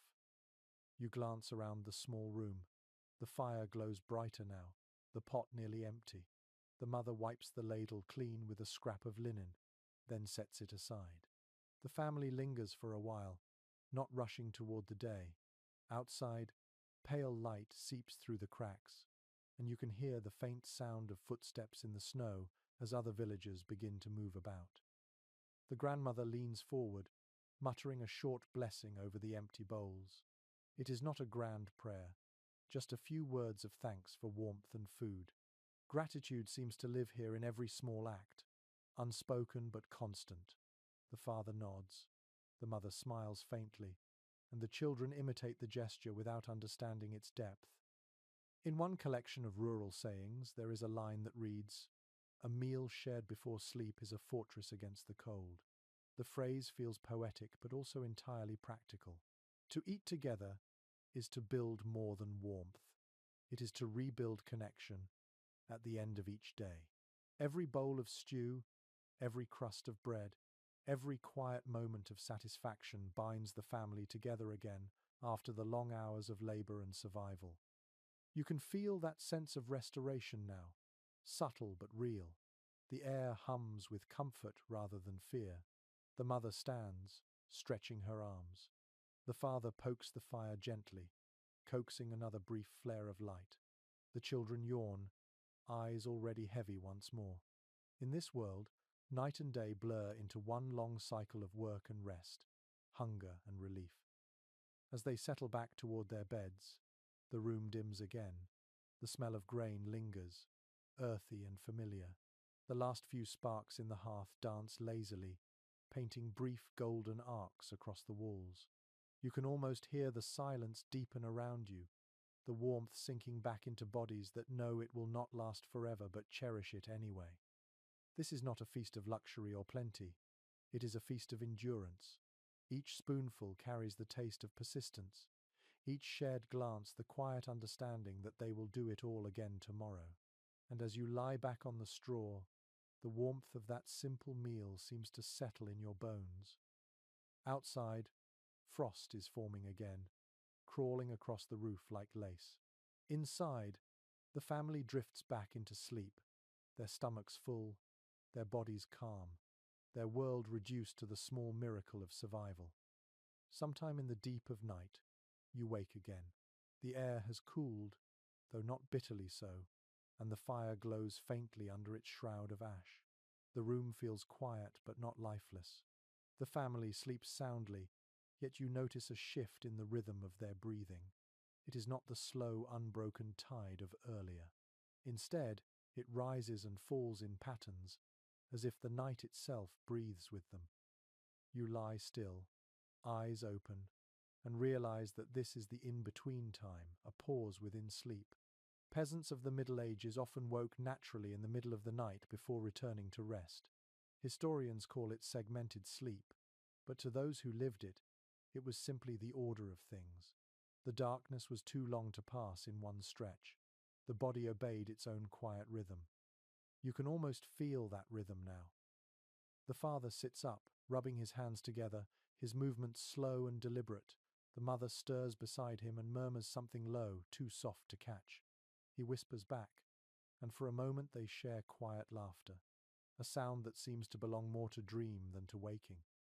From written accounts in monastic records, we know that people used this time between sleeps for many small acts. They prayed, whispered to each other, tended to the fire, or simply reflected in silence. Some even rose to step outside and look at the stars, the night too vast to ignore. You imagine the father doing the same now, pushing aside the wooden latch and peering into the frozen stillness beyond the door. He does not step outside. Instead, he sits near the hearth and adds a few splinters of wood to the coals. The flames catch again, soft and steady. He watches them rise, his face a faint map of red and shadow. The mother joins him, wrapping a shawl around her shoulders. She pours a little of yesterday's ale into a small cup, takes a sip, then passes it to him. It is not celebration, just a way to fill the space between night and dawn. A curious note from a 1572 court deposition mentions villagers describing this period as the watch. It was a moment when the world felt closer, when one might sense unseen presences or find answers in the quiet. The mind, half dreaming, wandered freely. Some whispered prayers to saints. Others simply listened to the hush of the night, waiting for sleep to find them again. The father reaches for the mother's hand. Their fingers intertwine briefly, not in passion but in quiet recognition. In this small gesture lives the truth of countless marriages bound more by endurance than words. You can see that they find comfort not in talking but in the simple fact of being awake together while the rest of the world dreams. Outside, the wind sighs softly, brushing against the thatch. You can hear faint movements from neighboring huts, the occasional creak of a door or the bark of a dog. It seems that others, too, are awake in their watchful hour. Across the village, hundreds of small fires pulse in rhythm, each a heart beating against the dark. Some scholars of sleep have suggested that this segmented pattern made nights more contemplative, that people used the interval between sleeps to think about their lives or whisper their fears into the quiet. Without candles to burn all night, their reflections were born from the firelight itself. You feel the pull of that same peace now, the comfort of half-waking thoughts that ask nothing but to exist. The grandmother stirs and opens her eyes. She sees the faint light from the hearth and smiles. Her lips move in a slow whisper, perhaps a prayer or a fragment of song. Her eyes drift closed again, her breathing steady. The children remain still, their faces soft with sleep. The hut feels suspended between worlds, one foot in waking, the other still wandering through dreams. You close your eyes and let your mind drift in the same way. Thoughts arrive like visitors at the edge of consciousness. You think of the day that came before, of hunger, laughter, and the smell of grain. You think of the cold that waits outside, patient and eternal. And you think of the strange serenity that fills this space, the understanding that survival itself is holy. It is said in a few fragments of medieval writing that this middle watch was a time when people felt closest to God. The silence of the village, the soft glow of the fire, the steady breath of sleeping kin, all combined to make the world seem fragile and sacred at once. Perhaps that is why they prayed, or sang, or simply sat in wonder. The father lies back down, pulling the blanket over himself and the mother. She nestles against him, her head resting on his shoulder. The warmth returns, slow and steady. The glow of the fire shrinks again, content to fade. You feel the air grow heavier, softer, as the rhythm of sleep takes hold once more. Before you close your eyes, you glance at the window slit where the faintest light presses through. It is not dawn yet, only a promise. The stars outside glimmer faintly, cold but persistent. You think of all the people across centuries who have woken in this same hour, staring into the same darkness, listening to the same wind. There is something deeply human in that continuity, a comfort that outlasts any era. The mother's breathing deepens again. The father's arm lies loosely around her. The children shift slightly, murmuring in their dreams. The hut exhales, its warmth wrapping around you like a gentle tide. You let your eyes close, surrendering to the rhythm of their shared rest. The second sleep begins, calm and unbroken. Outside, the frost glows faintly under the moon. Inside, time folds quietly in on itself, and everything is still. When morning finally arrives, it does not burst into the hut but seeps in slowly, thin and pale through cracks in the thatch. You feel the air shift as the cold presses back against the warmth, testing the strength of the walls. Somewhere outside, a rooster calls into the grey light, his voice cracked but defiant. Inside, you hear the rustle of straw and the low rumble of something large moving. It is not the father or the children. It is the beast in the corner, the family's other heartbeat. The cow rises first, hooves scraping softly against the packed earth. She shakes her head, her ears twitching at invisible flies, and exhales a plume of breath that glows white in the half-light. The smell of her fills the room, sweet and heavy, a mixture of hay, warmth, and damp fur. You watch as the father sits up, rubbing his eyes. He looks at her and smiles faintly, then reaches for the small wooden bucket beside the door. It might seem strange to modern eyes, this closeness between humans and animals, yet it was common in the medieval countryside. Cattle, goats, pigs, even chickens often shared the same room with their owners through the coldest months. According to accounts from manorial surveys, it was both practical and essential. The animal's body heat added a few degrees of warmth to the air. In return, they were protected from thieves and predators that prowled the frozen fields at night. The cow lets out a soft groan as the father begins to milk her. The sound is slow and rhythmic, a steady heartbeat that joins the crackle of the rekindled fire. The children stir at the familiar noise. The mother opens her eyes and smiles without moving, knowing that the day has begun in earnest. There is a curious reference in an old agricultural manual that describes this morning routine as a hymn of gratitude.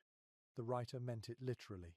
The act of milking at dawn, the whisper of liquid hitting the pail, was considered a small song of life returning after the night. In these huts, music was not made by instruments but by repetition and care. You watch the father pour the warm milk into a clay pot near the fire. The smell rises instantly, rich and soothing. The mother stirs it with a bit of porridge, making a thin, milky stew that will serve as breakfast. The children gather around eagerly, their faces brightened by the simple sight of something hot to eat. The grandmother sits up, her hands clasped, murmuring something that sounds like thanks. It is strange how easily you begin to accept the presence of the animals here. The cow, patient and calm, seems to radiate peace. The pig at the far end snuffles and grunts softly, rearranging its straw bed before settling again. Even the hens, tucked in a small crate by the door, cluck quietly, as if acknowledging the start of another day. Life moves together, one slow rhythm binding all of them. A traveller's diary from the early 15th century describes how the smell of animals in peasant huts shocked outsiders.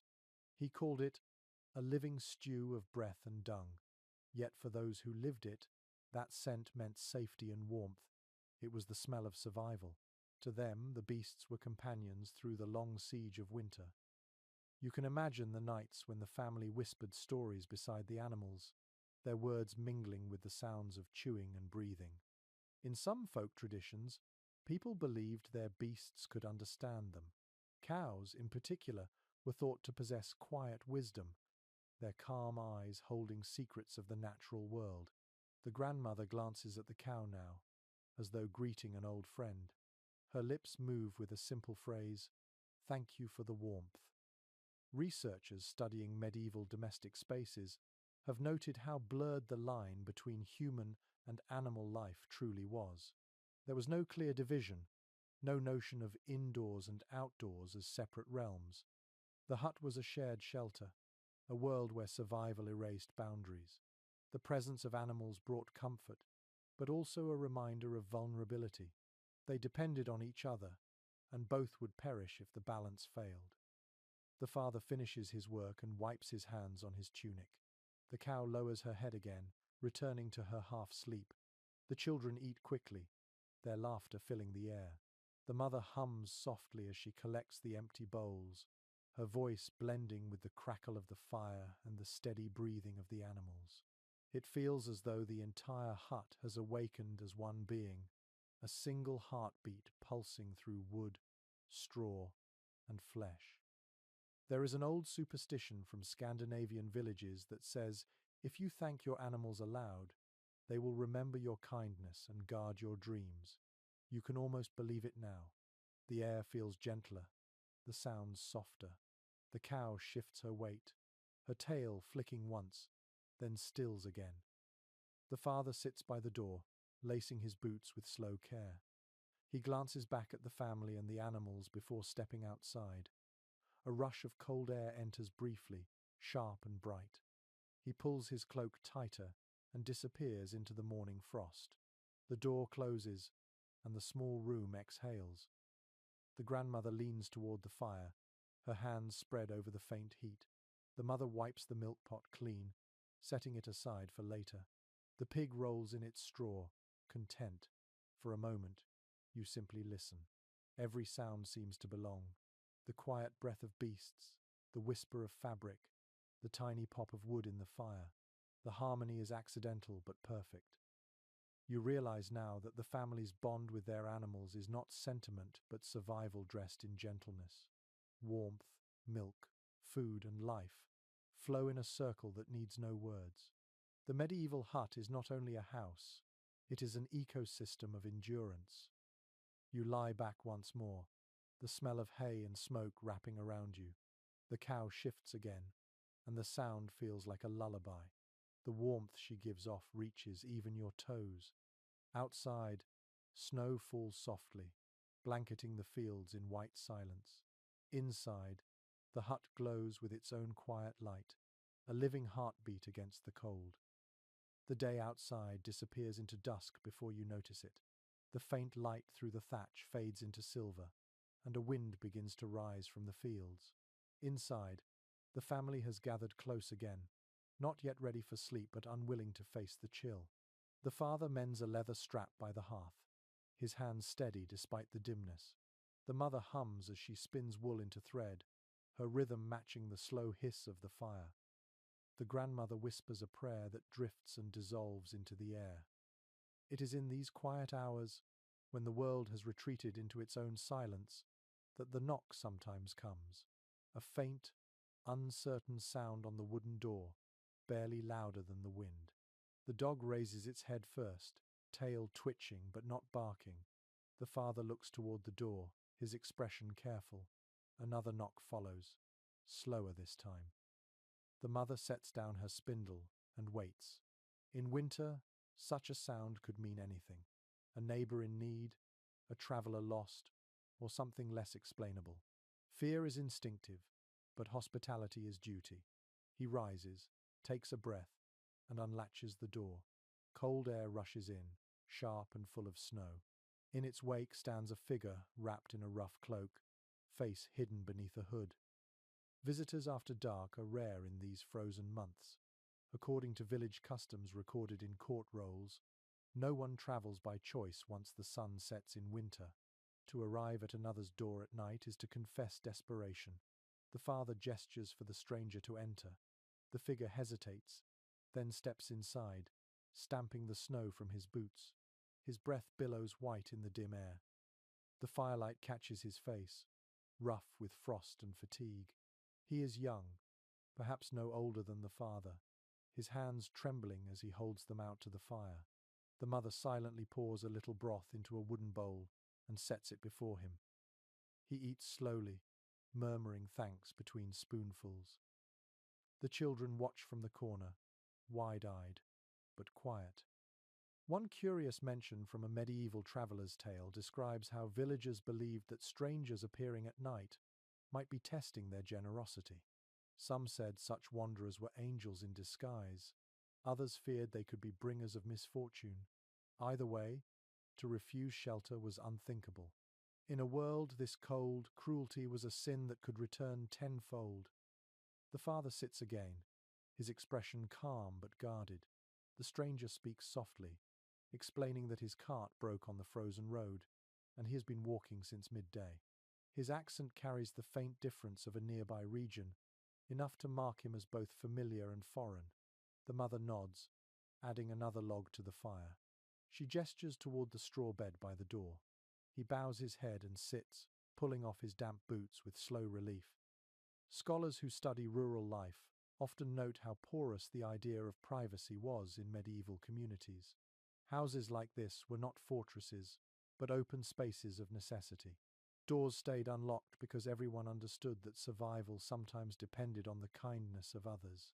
In these wooden huts, the boundary between inside and outside was little more than trust and hope.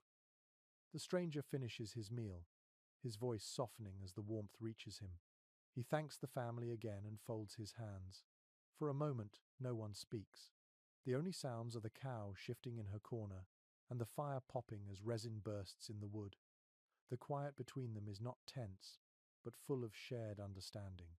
They all know the feeling of walking too far in the cold. The grandmother breaks the silence first. Her voice, cracked but steady, asks if he carries news from the next village. He nods and tells them of a wedding that took place there before the snow began, and of a shepherd who lost his flock near the river, but found them days later, alive under a drift of snow. The stories are simple, small flickers of life in a frozen season, yet they make the room feel brighter.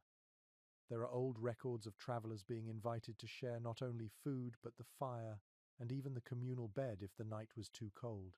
It was not intimacy in the modern sense, but an act of shared survival. To refuse such generosity could mean death. To accept it meant belonging, however briefly, to a household not your own.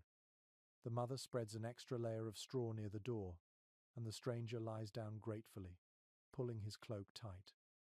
The father adds another log to the fire, then closes the latch. The wind outside beats against the walls, but inside, warmth gathers like breath. The stranger murmurs one last word of thanks before his voice fades into sleep. You look around the small space and sense how fragile this balance is. The family has so little, yet they make room for one more without hesitation. Kindness here is not moral choice but instinct, born from the certainty that next time they might be the ones knocking. Outside, the storm thickens. Snow presses against the door and roof, muting the sounds of the world. Inside, the family drifts slowly toward rest again. The mother tucks the children under the blanket. The grandmother hums softly, and the fire burns steady. The hut feels smaller now, but also warmer, as if generosity itself gives off heat. A faint whisper of wind slides through the thatch, brushing the rafters. You close your eyes and let it blend with the steady breathing around you. It is a reminder that no one survives winter alone. In this place, even strangers become part of the same fragile miracle. By morning, the storm has calmed, leaving the world wrapped in silence. The hut feels still, as if holding its breath. When the father opens the door, a rush of white light floods in, dazzling against the soot-dark walls. Outside, the snow lies thick and unbroken, smooth as linen. The stranger's cart, half buried near the path, glitters under a thin crust of ice. He steps out quietly, brushing frost from his cloak, and bows to the family before beginning the long work of freeing it. Inside, the air feels heavier after his departure. The mother tends the fire, coaxing it back from its weak glow. She moves with practiced ease, stacking small sticks, blowing gently until a thin flame curls upward. The children watch her, mesmerized. Each spark is a small victory. The grandmother sits nearby, rubbing her hands to warm them, muttering that this is the coldest week of the year. The father returns with a bucket of snow and sets it near the fire to melt. Water is precious when the streams freeze. The mother drops a stone into the bucket, one that has been heated beside the fire. Steam rises in soft ribbons, carrying the scent of clean ice. The children crowd closer, drawn to the small miracle of warmth meeting cold. According to fragments of household instructions found in old monastic archives, peasants developed countless ways to cheat the cold. Stones heated in the hearth were tucked into straw beds or wrapped in rags to warm hands and feet. Some even filled small clay jars with embers and placed them under their blankets, though this sometimes ended in disaster when the straw caught fire. Necessity made them inventive, even reckless. The father reaches into a small wooden box and retrieves a lump of peat. He adds it carefully to the flames. The fire changes color, deepening to a richer red. The smell that follows is thick and earthy, filling the hut with a scent of wet soil and smoke. Peat was the winter treasure of the northern villages, cut from marshes in summer and dried under the Sunday. Its slow burn meant the difference between comfort and misery. A curious record from an Irish manor roll describes families who guarded their peat stacks as fiercely as grain stores. To steal from another's pile was treated as a serious crime, for without fuel, even the strongest bodies faltered. You can sense that same reverence here as the father watches the peat catch, his eyes reflecting its steady glow. The grandmother adjusts her shawl and tells the children to fetch a few more stones. They scurry to the edge of the hearth, careful not to burn themselves. She arranges the stones in a small iron pot and waits for them to heat. Later she will wrap them in linen and place them at the foot of the straw bed before nightfall. It is a simple comfort, but one that feels almost luxurious in this bitter season. Historians who study medieval domestic life often point out that warmth was as much a social act as a physical one. Fires burned longer when people gathered around them, body heat combining with flame. You can see it now, the family drawing closer, their faces lit by the same quiet light. The pig stirs in its corner, stretching, then settles again, the faint sound of its breathing blending with the crackle of wood. The mother stirs a small pot, melting the last of the snow for washing. Steam fogs the air, softening the smell of smoke. She hums a slow tune that rises and falls with the rhythm of her hands. Music like this was common in medieval homes, passed down through generations. Songs without words kept time with chores and softened the harshness of repetition. An account from a 15th century visitor to a peasant village mentions how the women sang as they worked in winter. The same melody echoed from hut to hut until the entire valley seemed to hum. The traveller called it the music of survival. You can hear a hint of that now in the mother's quiet voice, a melody older than memory. The children sit close to the fire, wrapping their hands in the warmth of their breath. Their cheeks glow red in the light. The father leans against the wall, eyes closed for a moment of rest. The grandmother carefully lifts one of the heated stones with tongs and wraps it in a scrap of cloth. She presses it into the children's hands. They giggle at the shock of heat, then clutch it gratefully. The sound of their laughter feels like sunlight breaking through clouds. The ingenuity of these small acts is humbling. You realize how much life here depends on balance and rhythm, on gestures that repeat across generations. Each motion is part of a system honed by hardship and love. The family knows exactly how long to let the stone cool before tucking it into the straw, exactly how many sticks to add to the fire to last until morning. It is knowledge earned by endurance. As the day fades, the hut glows softly, a bubble of warmth inside the frozen world. Outside, the stranger's cart creaks free from the snow, and his figure vanishes down the road. The sound of his footsteps fades until only the wind remains. Inside, the family gathers for another quiet evening, their breath rising like smoke, their faces calm and content. You watch the fire burn lower, its last coals shimmering like hidden stars. The heated stones wait beside the bed, the peat smoulders with slow patience, and the cold stays where it belongs, outside. For a brief moment, you understand the strange peace that comes with surviving the impossible. In this hut, warmth is not a given thing, but a triumph renewed each night. You lie back into the straw, the air thick with comfort and smoke. The grandmother hums again, softer now, her song fading into the steady crackle of the fire. The warmth of the stones seeps slowly toward your feet. The wind outside sighs one last time and falls quiet. Inside, the family sleeps, their small world glowing gently against the dark. The night is still again.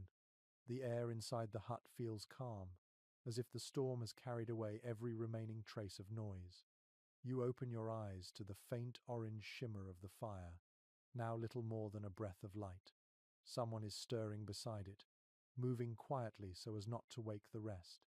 It is the father, crouched on one knee, adding a few small sticks to the coals. The glow brightens slightly, and you see his face softened by fatigue and peace. Through the cracks in the wooden walls, a faint sound begins to drift. It is not the wind this time, but something steadier and slower, the tolling of a distant bell. The sound rolls across the frozen fields, rich and low, carrying farther than seems possible. The father pauses, his hand hovering over the fire, and listens. A small smile flickers at the corners of his mouth. In many medieval villages, the rhythm of life was measured not by clocks but by the sound of church bells. They marked each passing hour, called workers to fields, and summoned the faithful to prayer. Even when unseen, the church stood at the center of the landscape, its voice traveling through mist and frost, reminding everyone of time's quiet authority. The bell rings again. The mother stirs in her sleep but does not wake. The grandmother opens her eyes and whispers a few words, perhaps an old prayer or simply an acknowledgement of another day's arrival. The children turn over in their straw, their movements gentle, still caught in the tide of dreams. It is a curious fact noted in monastic diaries that the bells of the night hours, matins and lauds were sometimes heard even in the farthest cottages, and villagers often shaped their sleep around them. To wake briefly at the first sound, to murmur a prayer, and then to return to rest was a pattern shared across much of the medieval world. The sound carried both comfort and reminder that even in isolation, they were part of something larger. The father sits back, rubbing his palms together for warmth. His eyes close for a moment as he listens to the faint echoes fade into the snow. The mother wakes now and joins him by the fire. Together they sit in silence, watching the glow of the coals and the soft curve of smoke rising toward the roof. The cow shifts in her corner, a quiet sigh filling the space where words might be. A small parchment from a Benedictine chronicle mentions that the faithful believed bells could protect a village from evil spirits during long winters. The vibration of their sound was thought to break the hold of darkness, keeping unseen things at bay. Whether or not that was ever true, you can feel the comfort of it here. The bells draw invisible lines across the night, connecting hut to church, family to faith, heart to heartbeat. The mother reaches for her spindle and begins to spin wool by the fading firelight. The sound is faint, a gentle whirring that fills the silence. She hums as she works, her voice soft but steady, carrying the melody of the bell's echo. The father leans against the wall, eyes half closed, listening. The world outside remains frozen, yet inside, warmth spreads again, quiet and sure. In some accounts from rural priests, it is said that villagers would time their prayers to the sound of these bells even when too far away to hear them. Habit became faith, and faith became rhythm. You sense that in the hut now, where every movement, the feeding of the fire, the soft hum of song, the slow breathing of sleep feels like its own kind of devotion. The grandmother sits up slowly, her shawl slipping from her shoulders. Her hands tremble as she traces the sign of the cross in the air, her lips moving in a silent blessing over her family. She does this every morning, not as ritual but as instinct. For her, survival itself is prayer enough. You can almost feel the connection stretching outward from this small wooden room into the larger world. Somewhere beyond the snow, another family hears the same bell and murmurs the same words. Across valleys and frozen rivers, the sound unites them all in invisible fellowship. The idea is simple but profound. Each small hut becomes part of one immense breath, a collective endurance carried by faith and habit. The mother finishes spinning and sets the spindle aside. She leans her head briefly on the father's shoulder. The gesture is wordless but full of peace. The fire flickers, the smoke drifts upward, and for a moment, everything feels perfectly still. You can almost hear the quiet hum of the earth turning beneath the snow. Historians of medieval spirituality often describe this time of night as a border between the sacred and the ordinary. The world holds its breath, balanced between labor and rest, sound and silence, faith and survival. You sense that here. The bells have faded now, but their echo remains, hanging like light in the air. The father rises at last and adjusts the blanket over the sleeping children.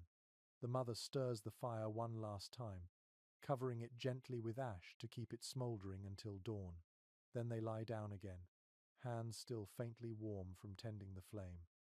Outside, the snow glows faintly under a thin moon. The distant church is invisible, yet its presence lingers in the rhythm of the night. Inside, the family sleeps again, wrapped in both warmth and memory. The bell will sound once more before sunrise, and when it does, the world will answer, as it always has, with breath and gratitude. You sleep for a while, but the night has not finished its stories. A sound draws you awake, faint but distinct, like wood shifting under pressure. The air feels different now. The fire has died to a whisper of orange, and the cold presses closer to the floor.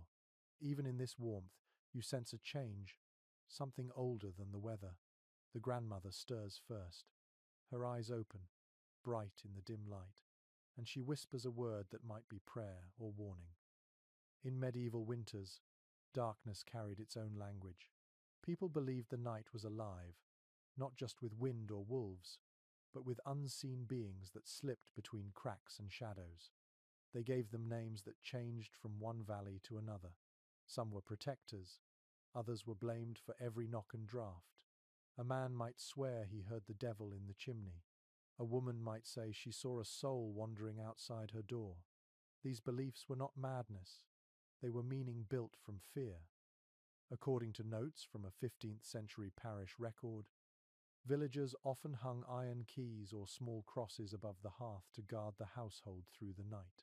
The fire was sacred, a boundary no spirit could cross. You look at the family now and notice a small bundle of twigs tied with string hanging from the beam above the fire. It sways slightly in the draught. Perhaps rosemary, perhaps rowan. Either way, it serves the same purpose: protection through symbolism. The wind scratches against the roof, and a handful of snow sifts down from the thatch. The cow shifts her weight uneasily, snorting once before settling again. The grandmother murmurs to her softly, calling her by name. Her voice calms both animal and air. The mother opens her eyes, following the exchange with quiet familiarity. A curious note from a collection of French folk songs mentions that some families sang short chants when the wind rose at night, believing the melody could confuse wandering spirits. The songs were never long, just patterns of sound, passed down like recipes. The grandmother hums one now, a low tune that wavers like smoke, steady and fragile. The others listen, even in sleep. The fire flickers as if responding to her. A tiny spark jumps, then fades. The shadows shift across the walls, taking strange shapes. Your imagination joins theirs, and for a heartbeat, you could almost believe those shapes move with purpose. The line between faith and fear feels very thin. Modern historians argue over how seriously peasants believed these stories. Some think they were simply ways to explain natural sounds in the dark. Others suggest they were expressions of a world where the spiritual and material were never truly separate.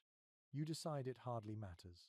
When the night is long enough, and the cold is deep enough, every sound needs an explanation that feels human. The grandmother's song fades. She lies back slowly, her face calm again. The mother reaches for the cross carved into the wall near her bed and touches it lightly before closing her eyes. The gesture is small but certain. The father shifts, his hand resting near the fire poker, half out of habit, half out of superstition. Each movement feels part of a quiet ritual, learned through centuries of repetition. In some corners of Europe, people placed bowls of water near the door during winter nights so wandering spirits could see their reflection and lose their power.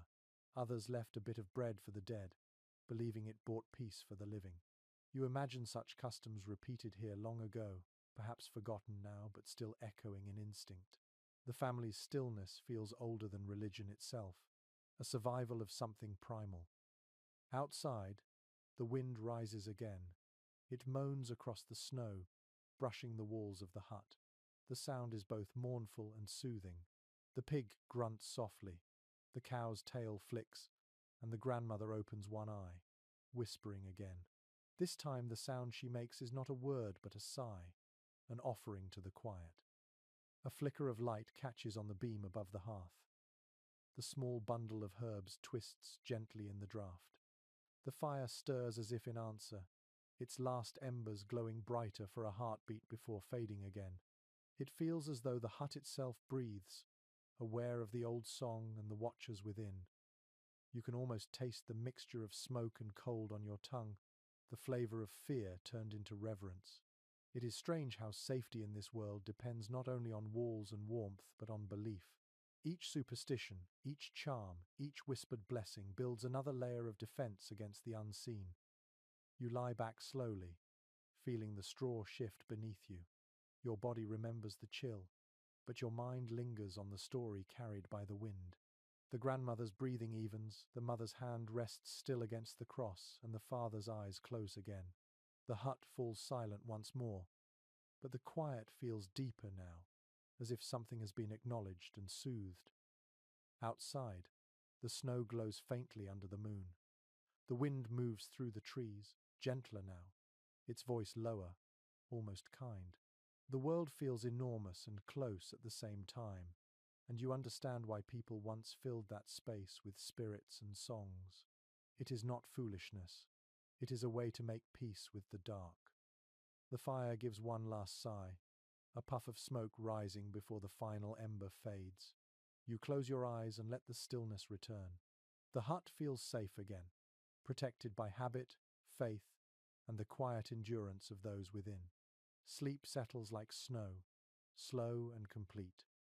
Morning arrives without ceremony. The first light creeps through the cracks in the wall, soft as dust, and the world seems to inhale. You can hear it before you see it, that slow stirring of life returning after a long, frozen night. The wind is still outside, but the cold feels gentler now, as if something has shifted. The fire is only a pile of grey ash, but its faint warmth clings to the air, like a memory that refuses to leave. The father is already awake. He sits by the door, tightening the cord around his boots, his breath rising in thin white clouds.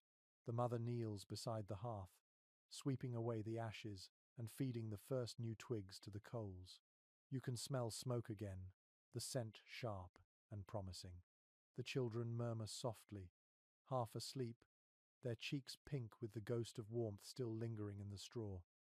When she opens the door, the mother freezes for a moment. The world outside is blinding. Overnight, the snow has hardened into a perfect crust. glittering under a weak but genuine Sunday. The air smells cleaner now, the sharp scent of frost replaced by something crisp and new. The father steps outside and looks toward the horizon. You follow his gaze and see what he sees, a faint line of water glistening where the stream begins to thaw. It is not much, but it means the cold is beginning to lose its hold. According to local sayings recorded by a wandering priest, this first softening of the world was called the sigh of spring. It marked no real change in temperature, but carried the promise that change would come. The villagers listened for it each year, just as you now listen to the soft drip of melting snow from the thatch above the door. The children spill out after him, their bare feet pressing small shapes into the snow before they squeal and retreat inside. Their laughter is high and bright, startling the stillness. Even the cow lifts her head at the sound, her big brown eyes calm and curious. The mother smiles faintly, shaking her head, but the warmth in her expression is unmistakable. A curious entry in an old manor record describes how peasants celebrated the first thaw with small rituals of gratitude. They might pour milk on the doorstep, or leave a crust of bread in the field for the birds. It was not superstition so much as recognition.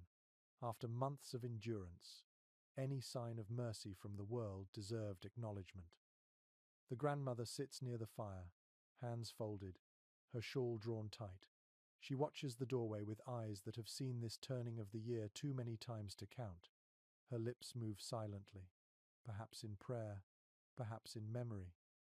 She knows that spring will not come quickly, that frost will return before the ground truly softens. Yet the light is enough to lift her shoulders. For now, hope is tangible. The father returns, carrying a few branches gathered from the edge of the woods. He sets them near the fire to dry, their ends glistening with tiny beads of thawed ice. The smell of wet bark fills the hut, fresh and green. It feels like breathing after holding one's breath for too long. Modern researchers studying seasonal rhythms often note how deeply human moods were tied to natural light in pre-industrial times. The first dawns after long winter darkness could alter entire communities' temperaments. You can feel that shift here too. The children's laughter seems brighter, the mother's movements lighter, the father's silence softer. The mother stirs a pot of grain, now mixed with the last of the milk. The warmth spreads quickly through the air, the smell of breakfast mingling with the scent of melting snow. She sets bowls in front of each child, and their chatter fills the room again. The father eats quietly, glancing at the open door as sunlight spills across the floor. The grandmother takes her portion last, as always, murmuring thanks before lifting her spoon. You sit with them, feeling the gentle hum of contentment that follows the first real light of the season. The world outside may still be frozen, but here inside, something has begun to loosen. The room smells less of smoke and more of earth. The air carries the faint promise of green things hidden beneath the snow. It is a small miracle, this slow awakening. Each year it repeats, each time it feels new. You can almost sense the ancestors of these peasants breathing the same sigh of relief centuries before, just as others will do centuries after. The details change, but the feeling remains. The first light of thaw is not only a season, it is a lesson in endurance. The father steps outside again and turns his face toward the pale Sunday. The light hits him like blessing and memory combined. Behind him, the children chase each other through the doorway, squealing with laughter as they scatter snow into the air. Their footprints will vanish by evening, but for now, they mark the proof of life returned. Inside, the grandmother begins to hum a melody you have heard before, something she sang to calm the wind. It sounds different now, softer, lighter, less about protection and more about gratitude. The mother joins her quietly as she stirs the pot. The sound fills the small space, a gentle echo of the bells you heard days ago. The hut is still worn and smoky, but it no longer feels like a prison of survival. It feels like a heartbeat, returning to its natural rhythm. Outside, the snow melts one drop at a time, tiny diamonds falling from the roof. Inside, the family finishes their meal in peaceful silence. The fire hums again, steady and confident. You close your eyes for a moment, feeling the warmth of the room seep into your skin. When you open them again, the sun is higher and the air seems to glow. The season is changing, slowly but surely. The cold is retreating, step by patient step, and hope, small as it is, sits beside the fire, waiting to grow. By the next morning, the light feels stronger. The air that slips through the cracks no longer bites but brushes. A few drops of melted snow fall from the roof, tapping the earth in small rhythms like a hesitant song. The fire burns steadily again, and its smoke drifts upward in a smooth column, calm and blue. The family moves slowly, the way people do when their bodies begin to trust warmth again. The father steps outside first. His boots sink less deeply into the snow than before. The crust that once resisted every footstep has softened, and the ground gives slightly, as if remembering its purpose. The fields beyond the village glimmer with patches of exposed brown earth. Birds circle high above, calling out tentative notes. After months of silence, their voices sound like laughter. Inside, the mother folds the blankets, shaking the dust from their edges. She spreads them on a line by the fire to air them out. The smell that fills the room is strong and familiar, the scent of wool, smoke, and earth.